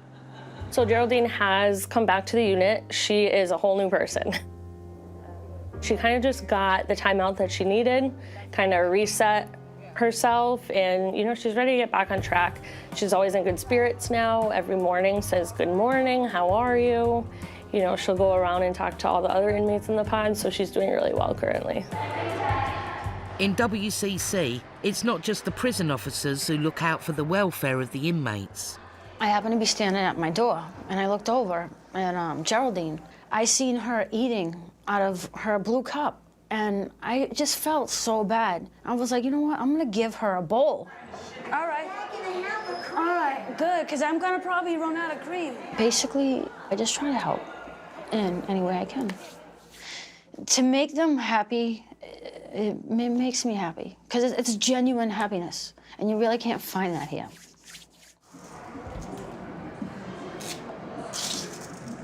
It's hard, you know what I mean? Like, I know when I came in, and the little bit of stuff that was offered to me, like, I was thankful for. So, you kind of, me, I like to look out for people.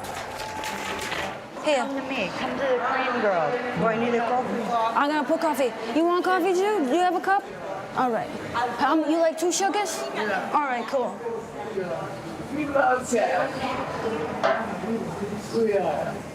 Having relapsed into heroin addiction following the death of his fiancée, Cash is determined this will be his last time in jail.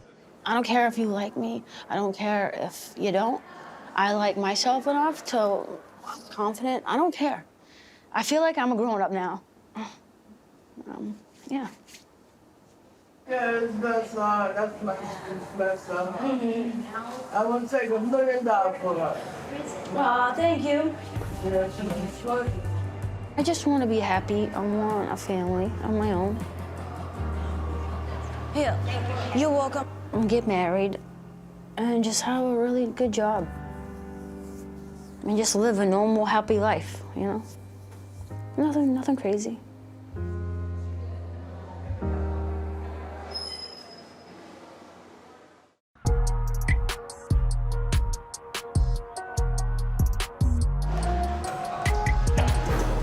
Heroin addict Missy is awaiting trial, charged with armed robbery, kidnapping, assault and battery, and a home invasion.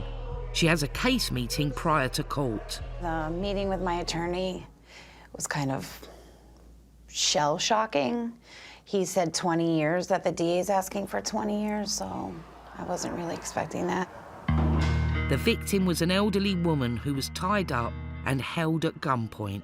He said that tomorrow we're gonna be going in and the victim's gonna be speaking, and that usually hurts your case a lot because she's an older woman and she's gonna be crying and upset about what happened to her because she has to relive that.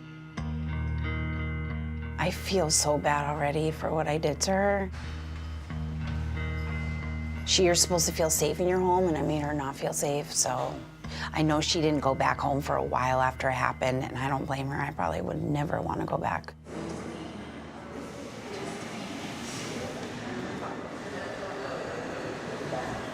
All right, guys. So what happened? I sit down and I'm like, so what's up? He's like, they're asking for 20. I'm like, what? 20 years? I'm like, are you serious? He's like, that's like the most. And I'm like, no freaking way. I don't want to do that. That's what the DA wants. That doesn't mean that's what you're going to get. It's up. The last thing is up to the judge. You've only been here a year. I've been here 2. So you're going to sit here for a little while and don't rush. There's consequences to our choices. And then we have to understand the power of addiction, which got you here.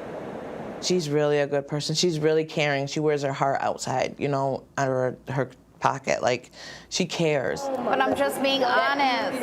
I don't want her to do a lot of time, but I'm hoping that the system sees that she definitely needs a program in like 6 months to a year. Now that's something you need to deal with your lawyer. I'm hoping to not get 20 years. I'm just hoping to be reunited with my kids and do what I have to do and keep my mind focused on serving the time I have to serve. The hardest part is going to be telling my family how long I have to do. It's going to be hard.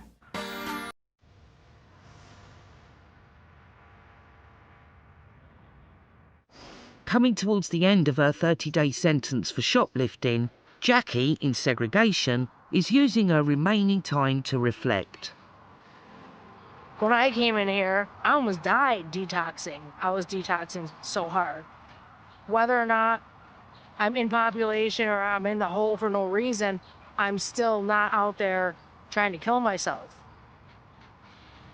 Do you know how many girls that have left this jail and overdosed within a week of leaving it?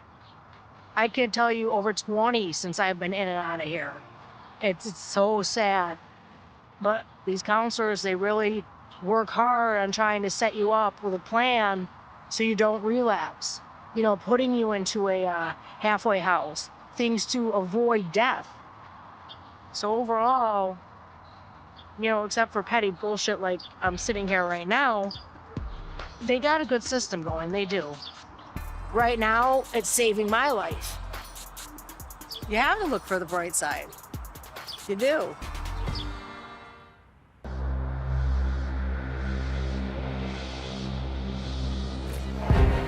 Franklin is also trying to take something positive from his time at WCC and has signed up to a victim impact class. The reason why I signed up for that class is because I'm just trying to get a better perception and view on how I've impacted the victims that I have. Victim impact? Yeah. When I first got locked up, I wasn't really up to doing a lot of thinking. I just was angry. I was mad that I'm even back incarcerated. I did a 15-month bid, and 3 weeks later, got back arrested. So I was actually angry. I was just like, you know what, fuck this, whatever. Over the period of the 18 months, I definitely done a lot of thinking about the victims that I've been impacted my whole life. So sometimes you'll see in court, they have victim impact statements. It just gives the family an opportunity to express one final time before the sentencing is handed down, how their life has been shattered due to the violent crime.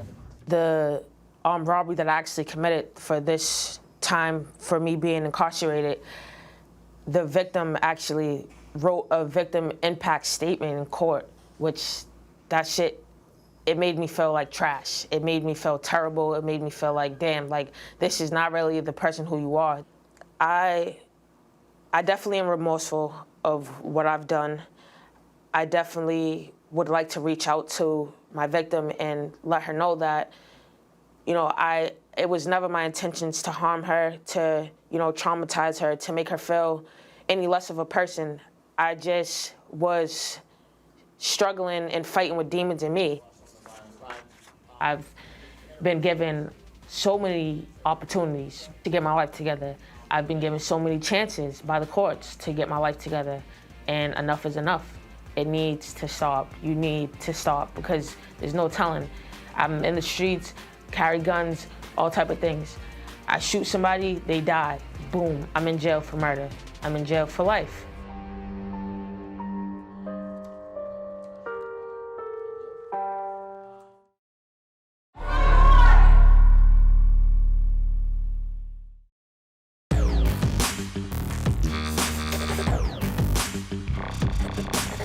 Pod 2B is for prisoners who have been found guilty and are serving their sentence. They wear green.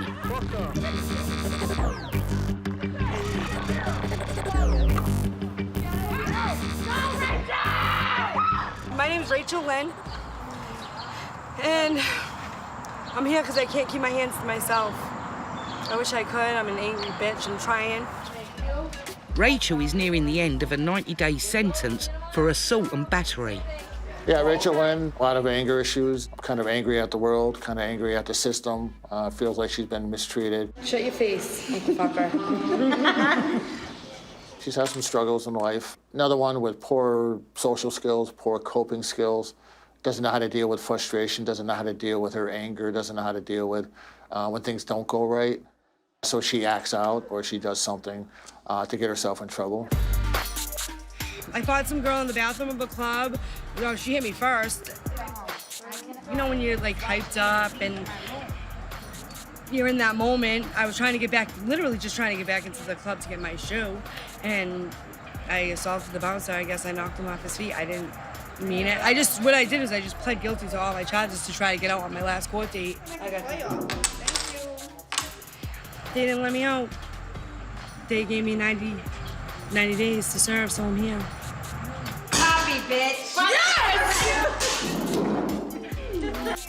Rachel has been told to report to Officer Courtney. What? You're not giving a ticket. Why? You were warned on the 8th about doing the exact same thing. And you have multiple violations, late for count. Rachel has repeatedly failed to lock in her cell quickly enough when ordered to. And everybody else is locking in and you're out there making a disturbance. I didn't hear you say lock in, I was outside. Tickets carry penalties. You guys just like writing tickets. I really... Yeah, you do, Courtney. Whatever, it's fine. Have I ever written you a ticket? Have I ever deserved one? You don't even know what that bitch was saying to me, and I'll tell you guys later. You don't know what they were saying. She was saying to me, you don't know what this is about. Whatever. It doesn't matter, though. Yeah, it does matter. Give me the fucking ticket. It matters. It matters big time. You'll make it longer if you talk to me like that again. Because you just like writing tickets, but give me it. I'll sign it. I've never written you a ticket. I didn't hear you say lock in, first of all. And it was arguing about signing. Announcement. Okay.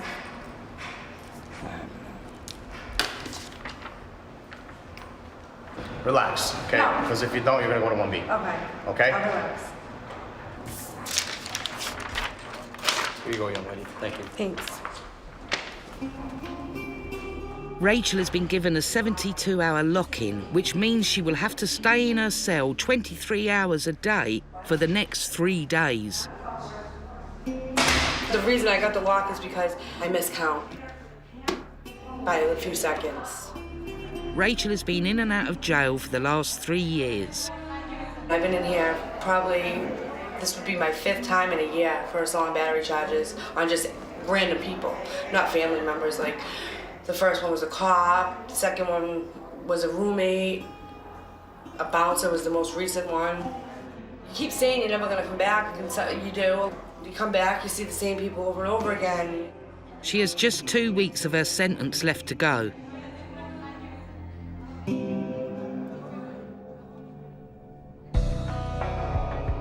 Pod 3A is for prisoners awaiting trial. They wear orange. Just gonna go to the hallway, do your assessment real quick, okay? So come with me. First-timer Julia has been in the jail for just 3 weeks. So this is for the assessment? Yes.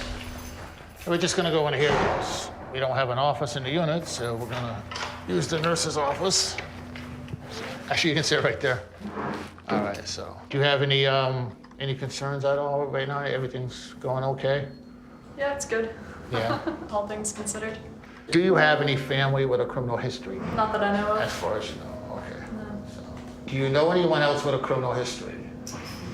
Not outside of who I've met here. I'm 21 and I'm from a little town in Ashburnham. It's up on the border of New Hampshire and Massachusetts.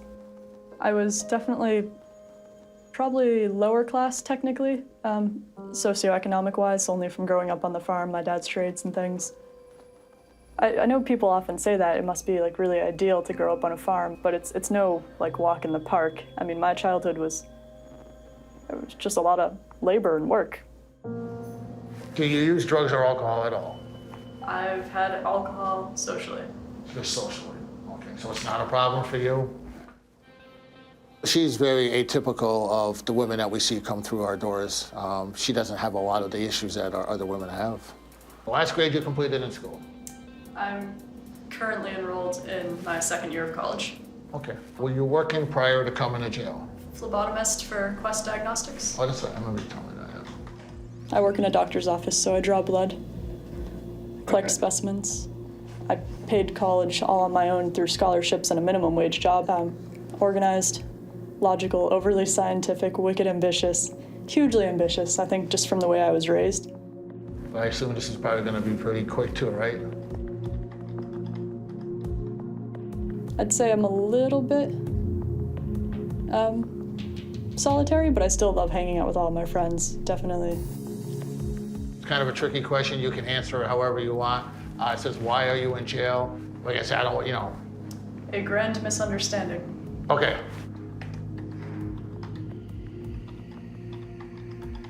The girls are very curious for what I'm here for. I've had some girls straight out ask me, and I'll just say, you know, I don't want to get into the details, and they drop it. I know one girl recognized me because she was from my area. She had seen a newspaper, so they think I killed my friend. So, murder.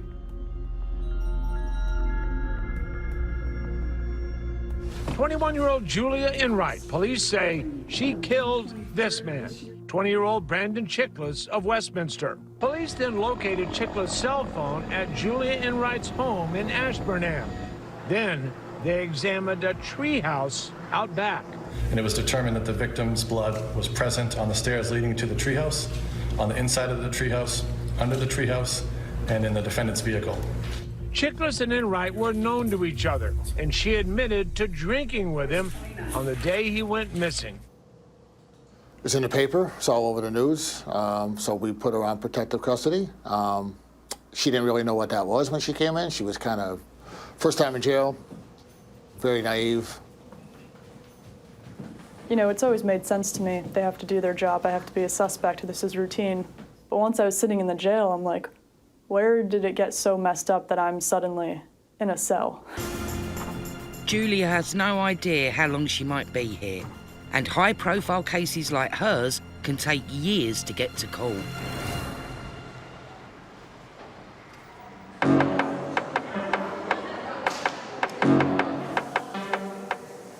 46-year-old mother of 6, Carrie, has been at the jail for 19 months.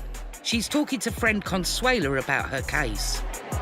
She stated that Carrie Pilot began shooting in the air, and when Carrie Pilot saw Black by the tree, she'd been shooting toward him and then back at him as she went by in the vehicle. Carrie was awaiting trial for assault and battery, cocaine trafficking and weapons charges when she was brought to court and charged with an even more serious crime. They hit me with first-degree murder. The murder victim was the daughter of one of Carrie's close friends. She called her niece. She lived in my house. She lived with my kids. She grew up, her mother cut my daughter's umbilical cord in the labor room. And here I am charged with her murder. I was home for 2 weeks on bail, and I was attacked. I was jumped. They robbed me and took my phone, kept calling the phone. I went over to where it was, and I'm thinking she's just gonna give me back the phone. Well, it got real scary, and we decided to just leave. And at that point, my niece and my goddaughter pulled up, and they were like, "What are you guys doing?" And we're like, I was just explaining to them what was going on. And they're like, "Oh, okay." And we leave, and instead of her taking a left and going, she tries to do a U-turn and follow us. Now, we're already gone. As soon as she does a U-turn and tries to follow us, it was an all-out war zone. They just lit the car up. She got hit, shot in her head, dead. And we didn't know because we were already gone. So when they called and said, she got shot, you have to come to the hospital, we're like, what, how? Carrie maintains her innocence and has taken it upon herself to fight her case alongside her lawyer. No, I didn't do it. It's infuriating, it's incredibly stressful, it's difficult, it's like an enormous circus. It's a circus. There's way 13 people. 13 people were there, and nobody can tell you who did anything. If I get found guilty for first-degree murder, it's 25 to life. They have nothing against me, and they're trying to make the DA came here and offered the girls from Pittsfield a get out of jail free card. You can tell on me. That charge made me want to just die. Like, that's horrible to hold over my head that I'm being charged with that, taking somebody else's life. I don't know how to deal with this. And I just feel like they're just doing what they want to do, the system. I feel like they're holding people that are accountable, that they're taking an easy way out where they don't have to investigate much, I think, you know? You can indict a ham sandwich, my lawyer says. So because we're, you know, because it's urban tragedies, and because we're black women and we're poor, and you just do what you want to do. Yeah. No, I'm fighting. I'm a fighter. I have a voice that needs to be heard. Really resourceful. I'm a good self-advocate.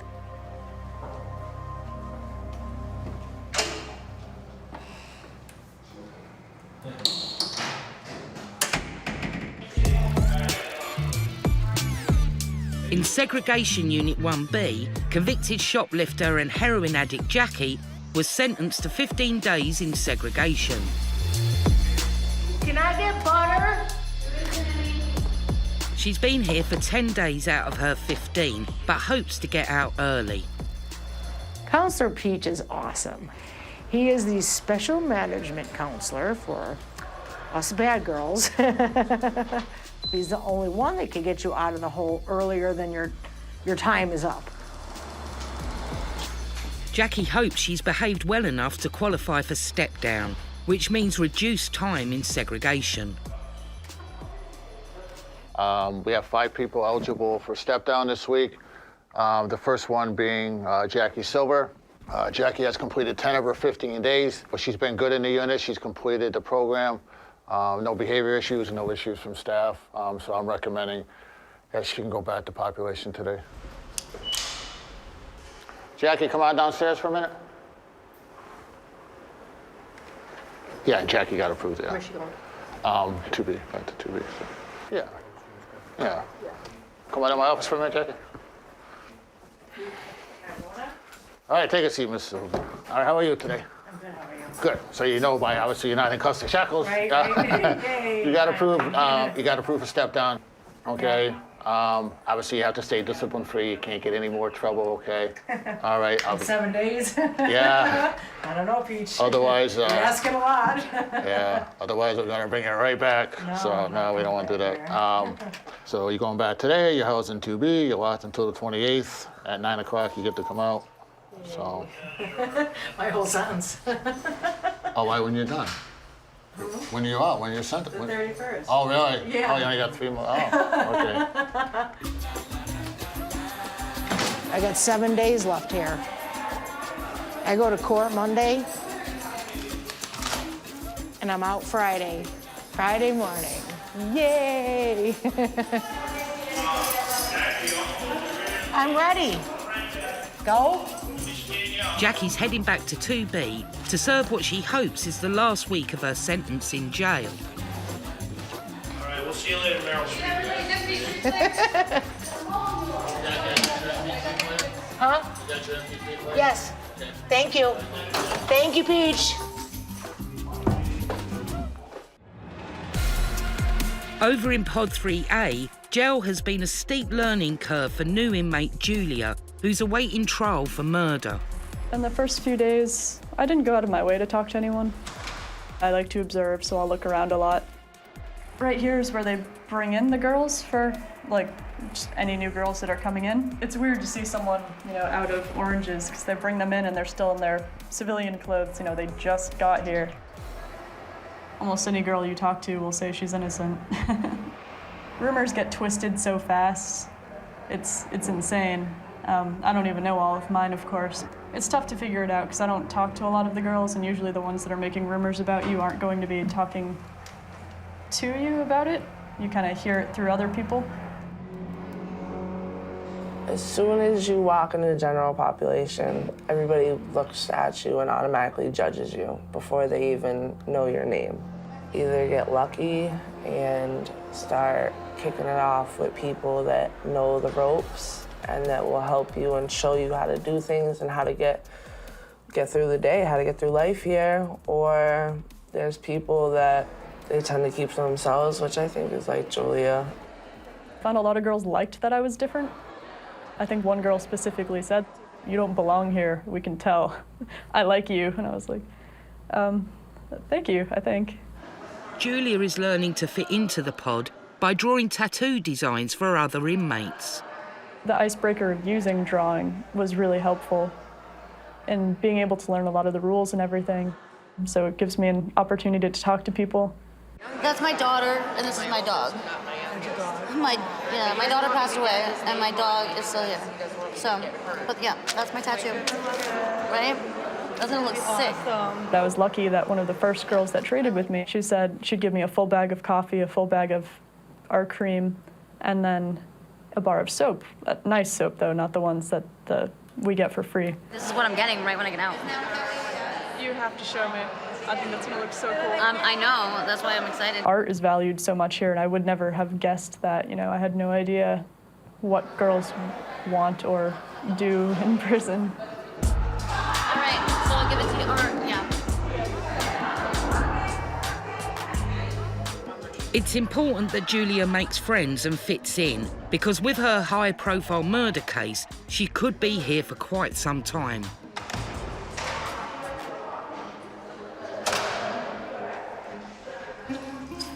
Rachel Lynn was given a 72-hour lockdown for disobeying the officers. And now she finds herself in segregation. Because when I was on my 72-hour lock last week, 2 girls came to my room to get chips and hot balls. One of them entered the room, so I got violation of a rule. But Rachel is now facing a much more serious charge. I just failed my drug test. I had 3 on Suboxone. Suboxone is a heroin substitute used to treat addicts. My friend sent it to me on a cream top.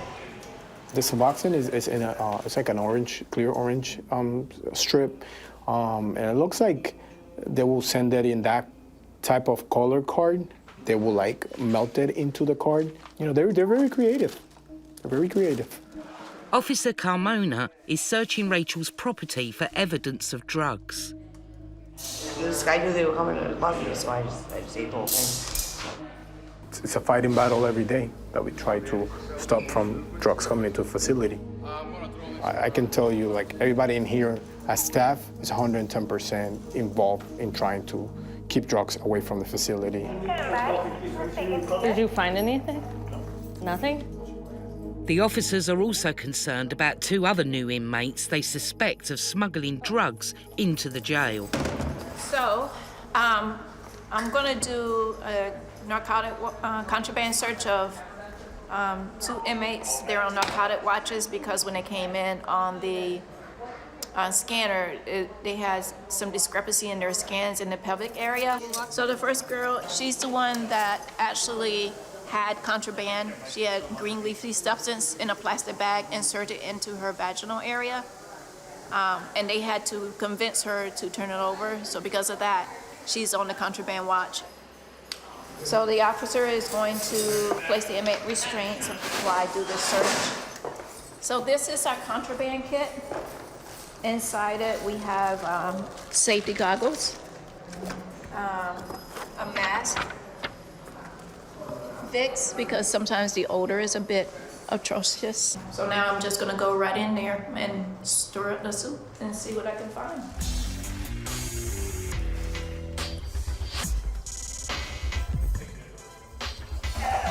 The sample is negative. I'm gonna have them turn the water on, Corporal Donovan, so I can flash it.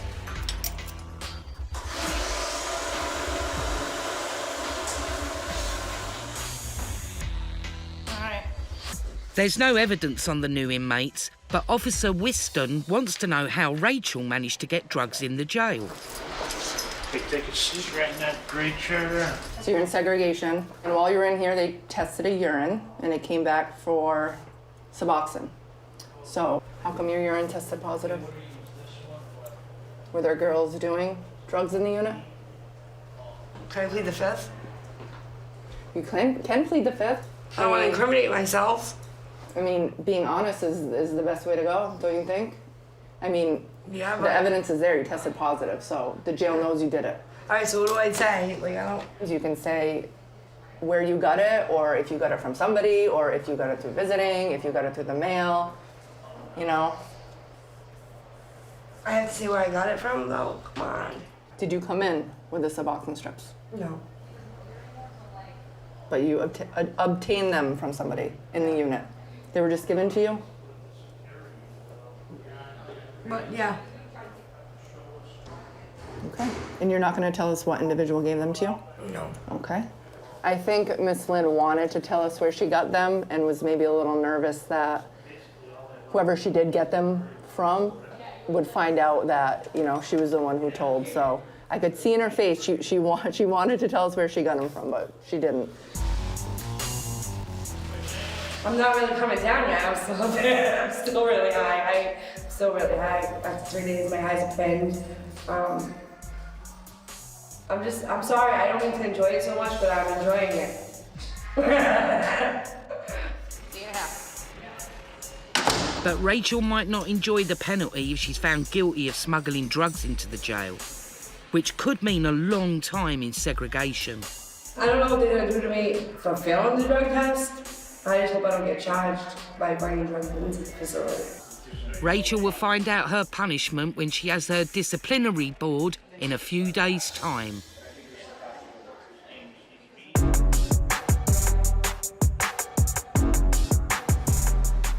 In 3B, Carrie doesn't have a lot to celebrate if she's found guilty. She's facing a 25 to life sentence for murder. Her friend India wants to cheer her up. I'm making a cake, or pie, lemon pie, for Carrie Pilot. She doesn't even like sweets, but she loves this cake that I make her. Carrie Pilot is mom. So she's one of the older inmates in the pod, and she is caring like a mother. Miss Pilot kind of watches over the other girls if they need someone to talk to, but she's definitely what you would consider a pod mom. That is what Miss Pilot is. You're gonna be all right. Sorry, they're gonna let you go. Don't forget, that's what you gotta bring. All right, go put that with I'm always trying to help, so that's why they call me Ma. Trying to give out coffees, advice, anything, you know. And I see girls that are feeling down or crying, I like to talk to them. I mean, not everybody can have that person to make them feel better, you know? I wish I had somebody to make me feel better, but make me feel better is reaching out, I think. It was supposed to be for her birthday, like last month, but we never did it. I was in the hospital for my birthday on July 29th. And so when I came back to the unit, India was planning on making me a cake before I went because she makes this great lemon pie.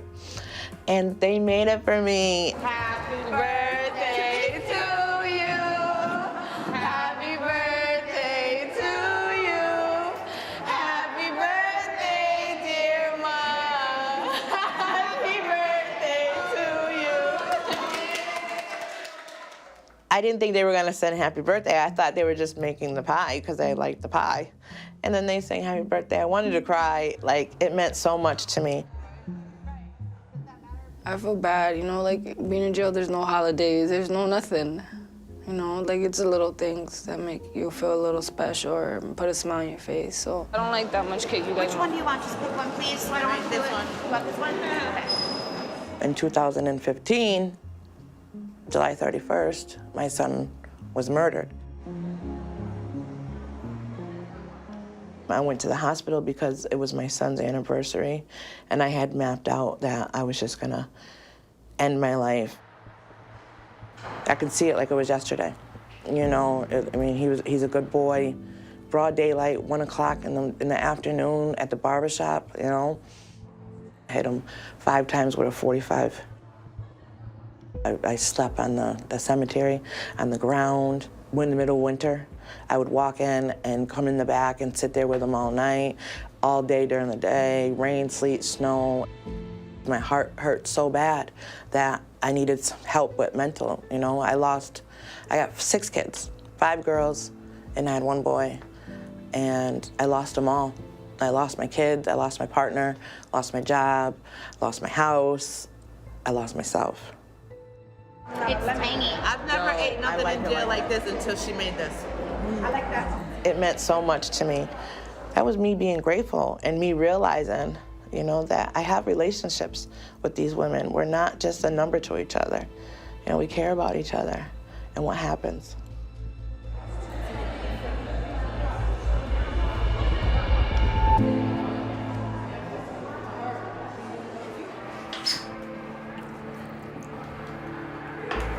So my father is coming, and I'm, of course, super excited here, and I just want to like look my best to be my best while I'm there. So I usually, you know, fix my hair, make sure it's all nice. We can see the highway in the distance. It makes you really sad because you can see all of these people that are free, and they don't realize how free they are, and it's like, I want to be driving down the highway. That would be excellent. That's definitely my dad. I'm nearly positive that was his truck. I'm so excited.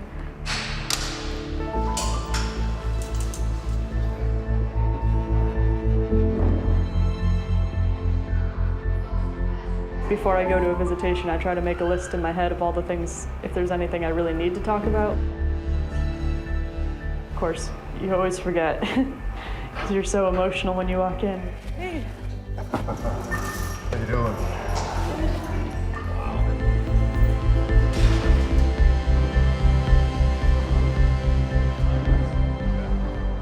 With my father, at least, he's so talkative.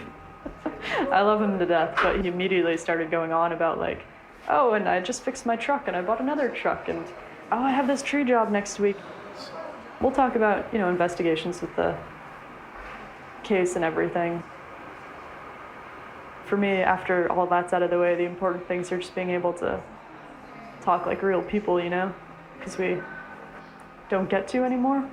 And you miss them so much, and it's like just to be able to see someone you really care about.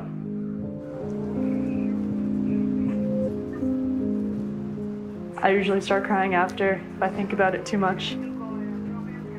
It's tough because, you know, you're always happy, and then you walk away and you're kind of sad because, well, you get to see them and you're happy, but then you have to walk away from them. That's always the hardest part, you know. You hug someone, but you have to let go, and you see them, but you have to walk in the opposite direction.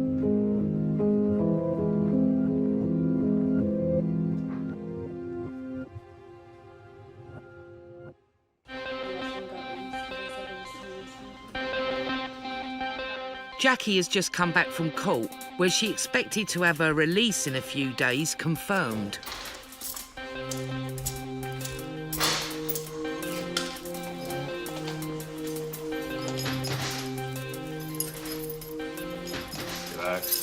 I'm relaxing.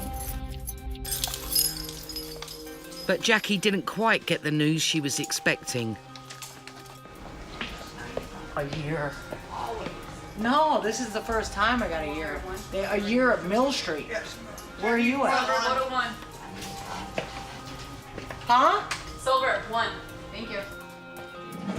5 days ago, a warrant popped up for 6 new charges out of North Adams.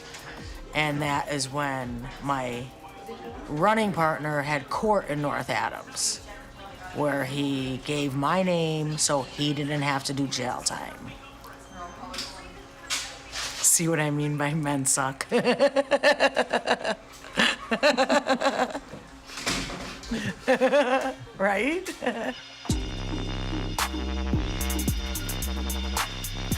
The judge came down hard on me because of my record and gave me a year.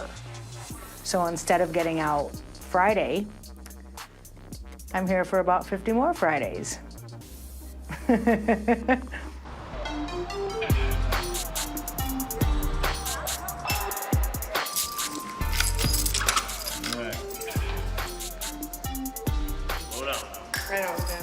Rachel Lynn has been in segregation for 7 days for failing a drug test.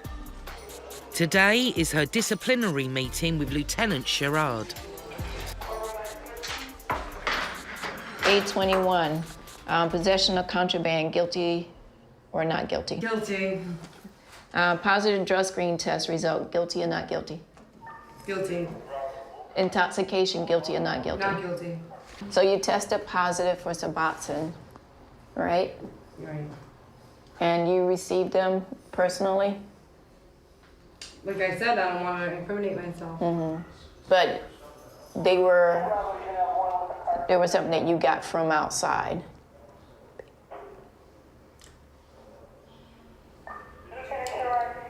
Yep.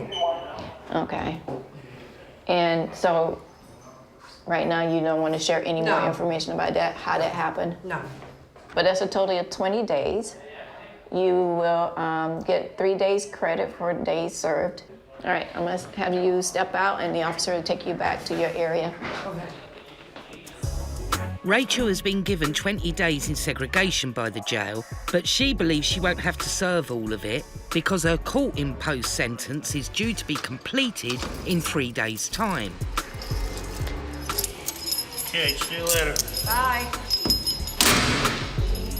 But the day before she thinks she's getting out, Councillor Darlene has bad news. We're going to be heading up to 23, I believe it is, to meet with Rachel Lynn. Hey, Rachel. So I'm here to meet with you about your release date. You understand that your release date changed from the 7th to the 18th, correct? No. Because of the A violations? What? You had 2 separate incidents. Either one of them would have taken back your good time.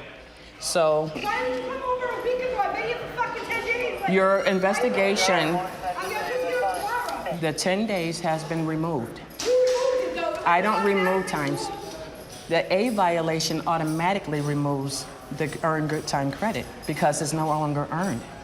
Every inmate can earn up to 10 days of good time a month. So if you do programs, if you work, if you do anything work program related, you get 10 days of good time, which is, it'll take 10 days out of your sentence for that month and takes it away towards the end of your out date. Rachel had earned 10 days of good time. She's now lost that because she took drugs in jail. The system now reflects the new release date.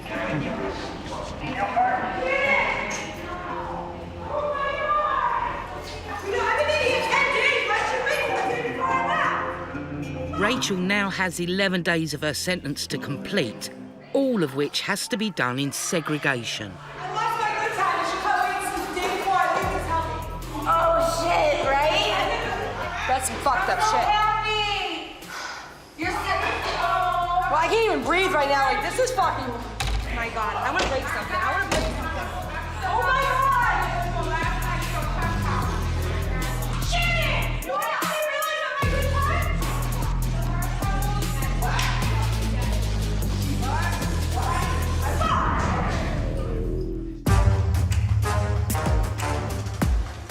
It's early morning in the jail. In 3A, Julia, accused of murder, is getting ready for her first court date since her arrest. Today is the day to go to court for pretrial. This is my first time going back to court.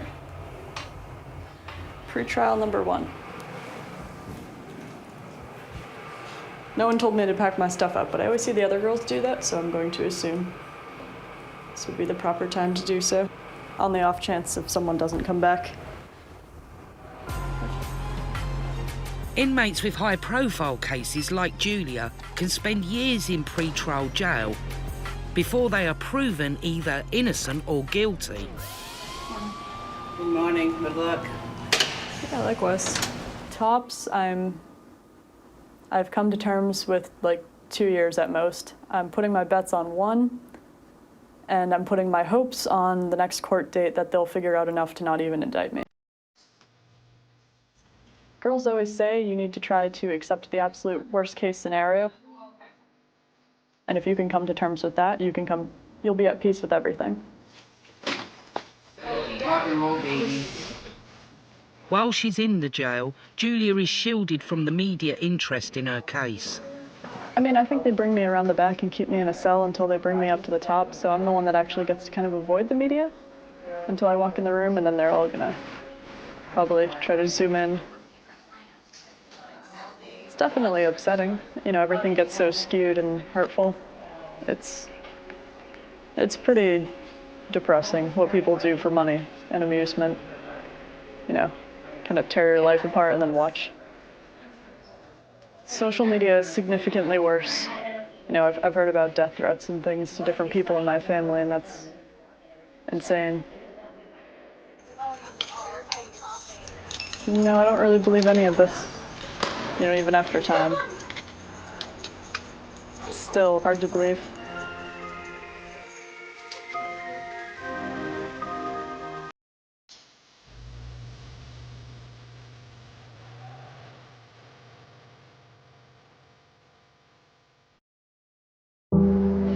Like Julia, Carrie is facing a murder charge. She's been in pre-trial for over a year and a half. Well, coming in 19 months ago, I had no clue. And I was a mess, you know, trauma, alcohol addicted. So when I came in, I mean, and it took some time to get bounced around in the court system and, you know, and back until I said, enough is enough. This can't go on like this. I gotta fight, I gotta do something. She's trying to fight her own case alongside her attorney. As part of this, Carrie's put in a request to see a lawyer employed by the jail who helps inmates that want to research and fight their own cases. Because of the community in which I live in, and the same judge that went, you know, did my cases since 1996, is the same judge. I replayed this case over and over and over again, and actually, I don't see light at the end of the tunnel. You know, my lawyers can tell you anything. At the end of the day, it's up to the judge. And I don't think we have a fair judge.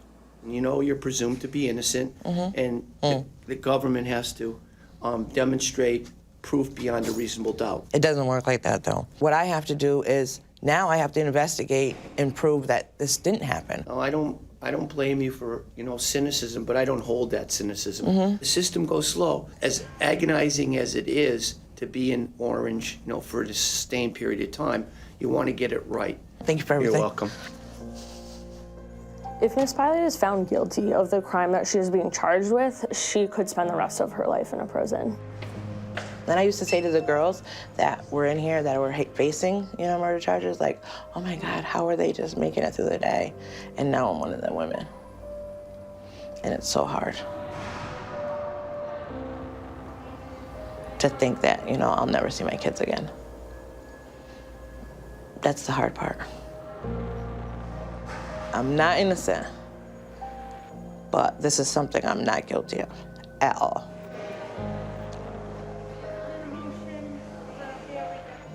In reality, you know, that day will come one day, and it will be either guilty or not guilty. And I don't know how I'll handle it at all.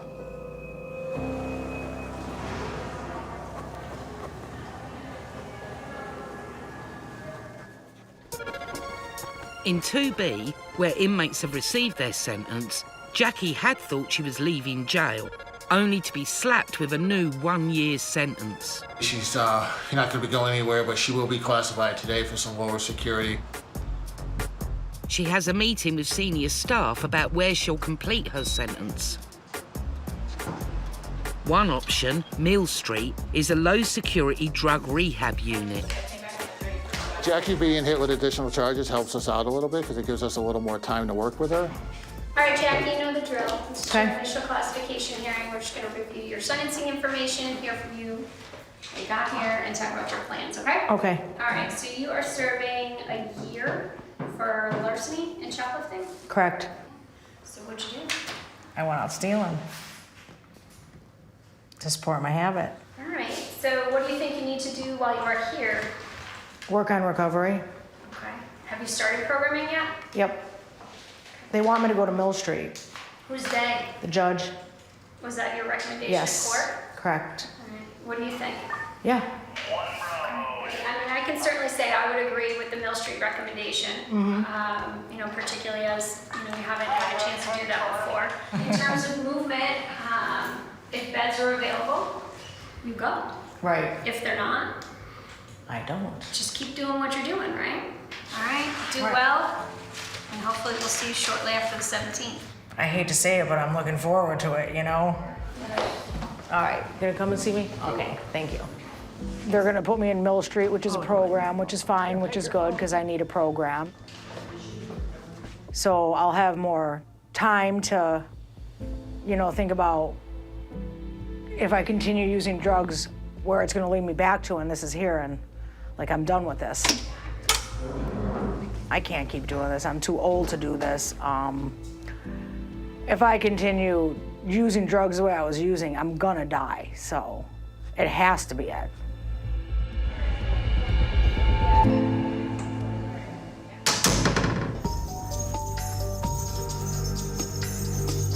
Julia is back from a long day in court where she's facing a murder charge.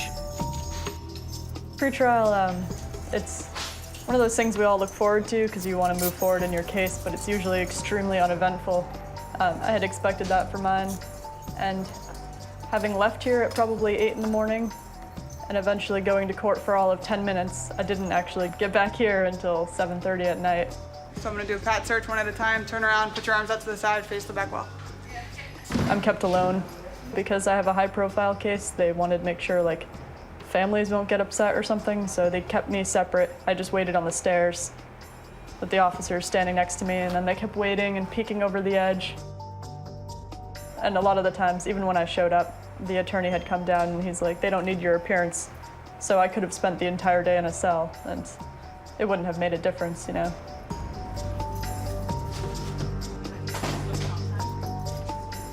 You know, you realize that you're just gonna have pre-trial after pre-trial after pre-trial, and you'll ask, and usually your lawyers will give you an estimate. Mine just said months, maybe a year or so.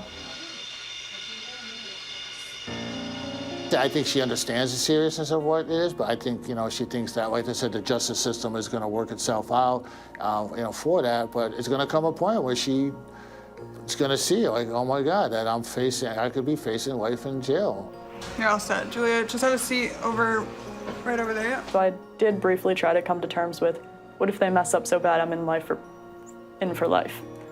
I thought about it, and that's ridiculous, because you know, that can't happen, but I'm like, I can't handle that one. Julia kind of keeps quiet. She kind of keeps a lot of stuff to herself, you know, so it's gonna be a challenge just to make sure that we know that she's safe and that she doesn't, you know, she thinks she's gonna be okay, and then she needs to let us know if she's struggling. So that's something we're gonna have to keep an eye on. Suddenly, I understood the death sentence. Like, I would rather die than spend my entire life in prison.